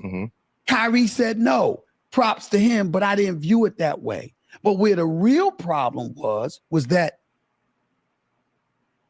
Kyrie and I were cool, and he had confided in me about some thoughts. Remember, he came on First Take to talk about LeBron when he departed from Cleveland. And then all of a sudden, when he was speaking about the collective bargaining thing, I said, that's not wise, right? Why? Because I'm the elder statesman. You know, I think I look kind of good. I get it. But I'm 58. I just turned 58 years old. Yeah. I'm not 28. I'm an elder statesman. I'm telling you what's going on. Like, I'm gonna hip you to the game. I got a better relationship with Melo, obviously, than I do with LeBron. So if your son was in the same situation as Bronny, I'd have been like, come here, man, let me talk to you. And he talked to you. Because I want you to know that from the media's perspective, here's how it's looking. This is what's coming down the pike. Guard against that. So why don't you take it? So why, regardless of, all right, so that all right, I'm up here stuttering. Shit. Y'all heard it? I said, that. I did. Fuck. Sound like Piggly Wiggly out this hoe. That's all, folks. But if that's the case, and I get it, you know, you have a closer relationship with Carmelo than anything, but why didn't you do that with LeBron? Right? Why didn't you extend the same courtesy? Considering the fact that you know what was going to come with that as a media person. You knew what was going to come with that. Why didn't you hit LeBron up and say, hey, fam, listen. Like, look, I know we may not have been seeing eye to eye for the years. You know what I'm saying? I understand that. But let me tell you what's popping off, what's going to be popping off in this situation, considering the fact that, you know, you bring your son in, he ain't had much time in college. Boom, boom, boom. This is what's going to be coming down the pipeline. And so this is how, you know, this is how I think that we should angle it, or this is how I think that we should go about it. So that way he don't get scrutinized. So that way we can really focus on the game and not make anything personal out of the situation. That's what could have happened too. Why didn't you extend that same courtesy? Regardless of the fact of, oh, I don't like that nigga like that for real, for real. Why? Because yeah, it may be something deeper, but you couldn't have put that difference aside. You couldn't have put it to the side and then actually did that and had that conversation. Maybe things would have been different. Maybe that could have been the point that's like, all right, now I fucks with you because you looked out when you didn't have to. You reached out to me on the back end. You gave me a call. I was like, hey man, I feel what you're doing. I commend it. I rock with it. Dope. But I need to tell you about what's gonna come on the bad side of things, on the negative side. I'm telling you what's gonna come down the pipeline and what to be ready for. Could have done that too, big dog. So while I do understand where you're coming from, and I do, and again, like I said, I still stand on the fact that I want to hear LeBron's side of the situation too, of where this shit stirred from, where it came from, where this dislike between y'all two actually stemmed from. And then I would want to see y'all have the conversation in person with each other. I would want to see that, right? But again, you should have extended that same courtesy. So we don't have to talk about it. You ever try to do that to that side? To LeBron? To that side, yeah. Never. Because I don't have that kind of relationship with him. You don't need to. You don't have to, bro. That's what I'm saying. You don't have to. Just how that nigga decided to roll up on you, could have did the same thing. You just like, look, man, I know I don't have the same. I know I don't have a dope relationship with you, but I could have rolled up on you and had this conversation with you before. You could have done that, bro. You could have, regardless of the relationship, you could have done that. And if he decided, and then if LeBron then decided to not take heed to what you were telling him, if he decided not to receive any of the things that you were trying to tell him or give, or all the advice that he was trying to give you, then you could have said, all right, well, fuck you then. I tried. I tried to give you information, but at least now you know what's coming. We going in. We gonna do what we do. That's what you could have did. But hey, I mean, hey, it is what it is, bro. Gonna talk to. I'm not gonna have the Rich Pauls of the world. You know me. Ain't gonna be no kind of. I'll talk to your loved ones. I'll talk to people that got your back or whatever. But my relationship with you is predicated on my relationship with you. You know, when I don't care what player you pick, I didn't have to go through hanger-ons. And I'm not disrespecting anybody by saying that, whether they agents or marketing people or whomever, business managers, whatever. I didn't have to go through that. I go directly to you. Why? Hell, I'll say it. Damn it, I'm Stephen A. I'm not some damn club reporter. Go straight to him then. I'm me. You worried about me every day, what I'm going to say on national television to millions that's going to reach billions when you take into account the digital stratosphere. Well, wait a minute. Do you sit up there and expect me to get third-hand information? It's predicated on a relationship. That's why he could call you Stephen A, but nigga, that's LeBron James. Nigga, what the fuck you talking about? You said it earlier. You a peon compared to him. So you can say, yeah, I'm Stephen A. Nigga, that's LeBron James. So what you talking about? So yeah, you make it if you hold that much weight, nigga, do what you gotta do to get that conversation so it can be had so y'all can have an understanding between each other. Mr. Stephen A. Come on, bro. Told me when he was in Brazil to get my ass. That's why D Wade could get on me. And respectfully, please, I'm gonna say it respectfully. Let me preface this. Carmelo is one of the greatest to ever do it. Carmelo is one of the greatest to ever do it, but he ain't LeBron James. He ain't LeBron James. Gotta call a spade a spade. One of the greatest to ever do it, but he ain't LeBron James. So yeah, it's gonna be a little easier to get to Carmelo than it is LeBron James. However, your name's Stephen A, right? You got connections, right? You cool with Rich Paul, right? So you understand you're gonna have to get to him. And if you know you want to have a genuine conversation with LeBron James, Rich Paul will make that happen. Or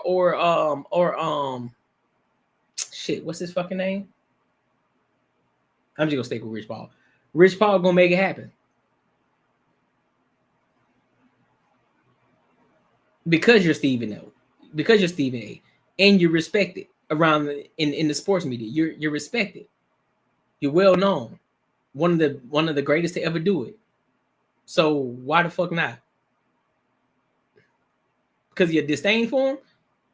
Because you don't like LeBron and he don't like you? Man, come on, bro.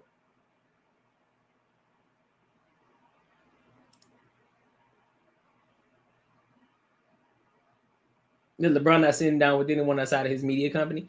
I mean, hey, that's fair, but you think so? I think LeBron.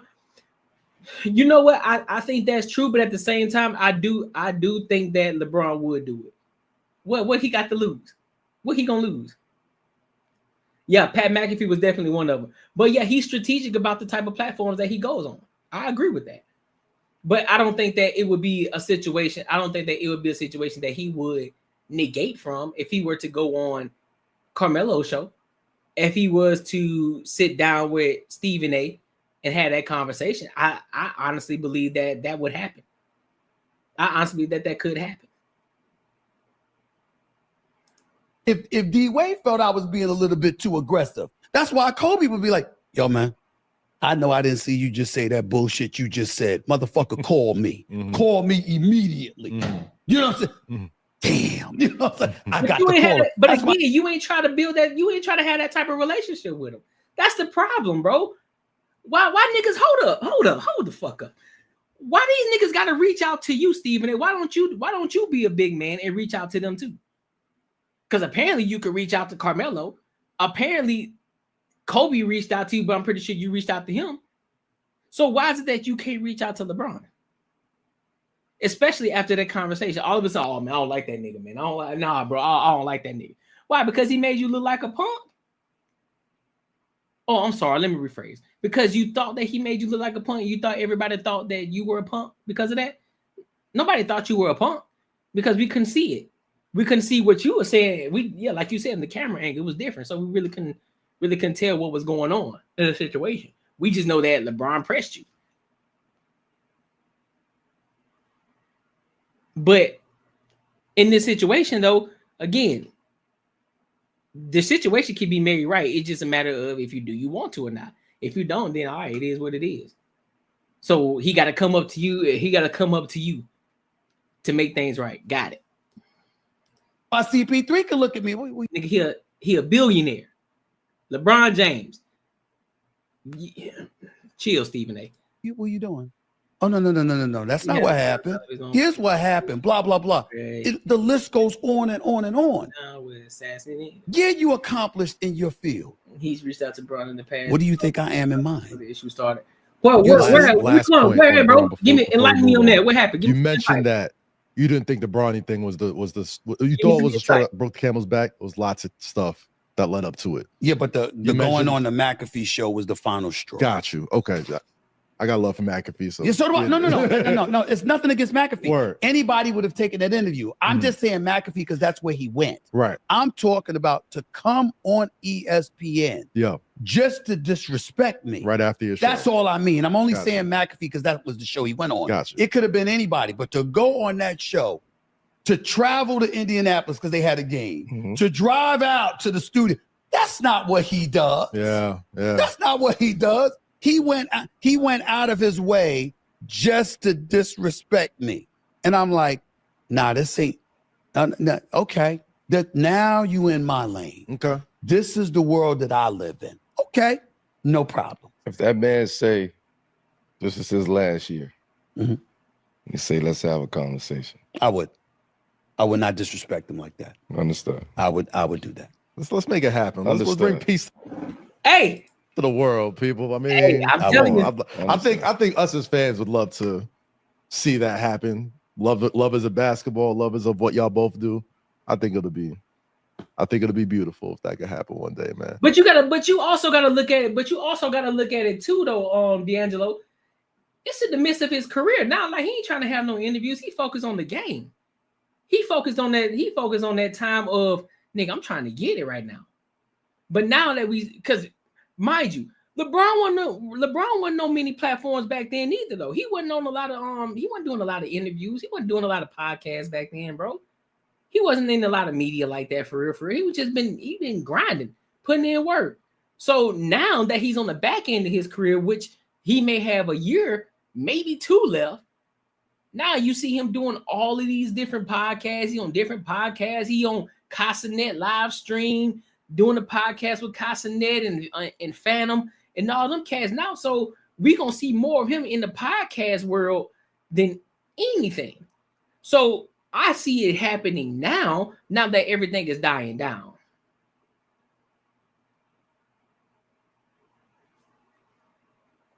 Well, yeah, of course. Well, of course you want to, because at the end of the day, just as you can control the narrative on LeBron's side, people can control the narrative on their side. So the narrative can be skewed. So therefore, just kind of like how they did Michael Jordan. The media was skewed to make Michael Jordan look flawless. And you can't see and tell me that ain't factual. The media made it at such to a point where Michael Jordan seemed flawless, as if he could do no wrong.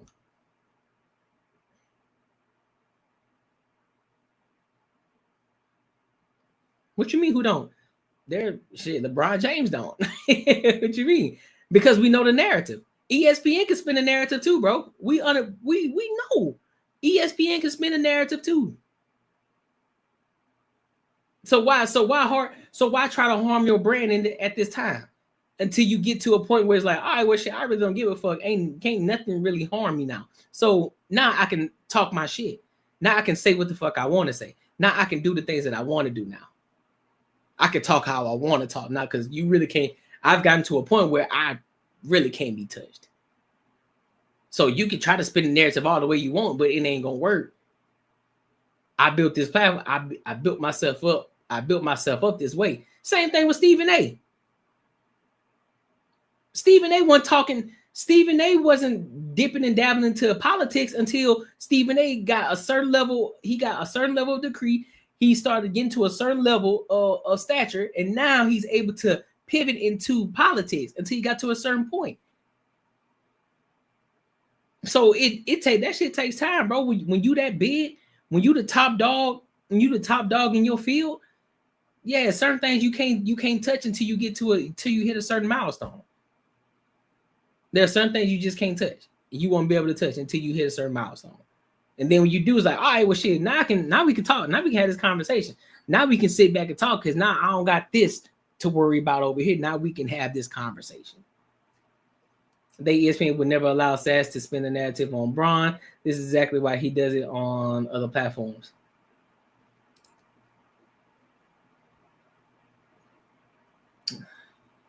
I don't know, fam.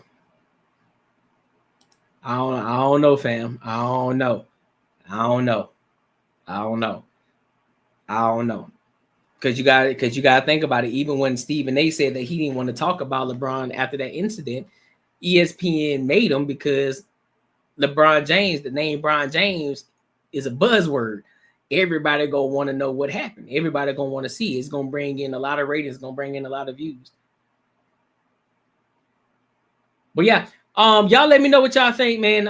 I do think that Stephen A. and LeBron James need to have that conversation. I do think they need to hash it out and talk about it and see what's really going on, where the shit stemmed from. I think it'd be beneficial, for the media world, and I think it'd be beneficial for them for the future. Just my thoughts. But yeah. Dive into the Courtnee Edgar Show Super Chats.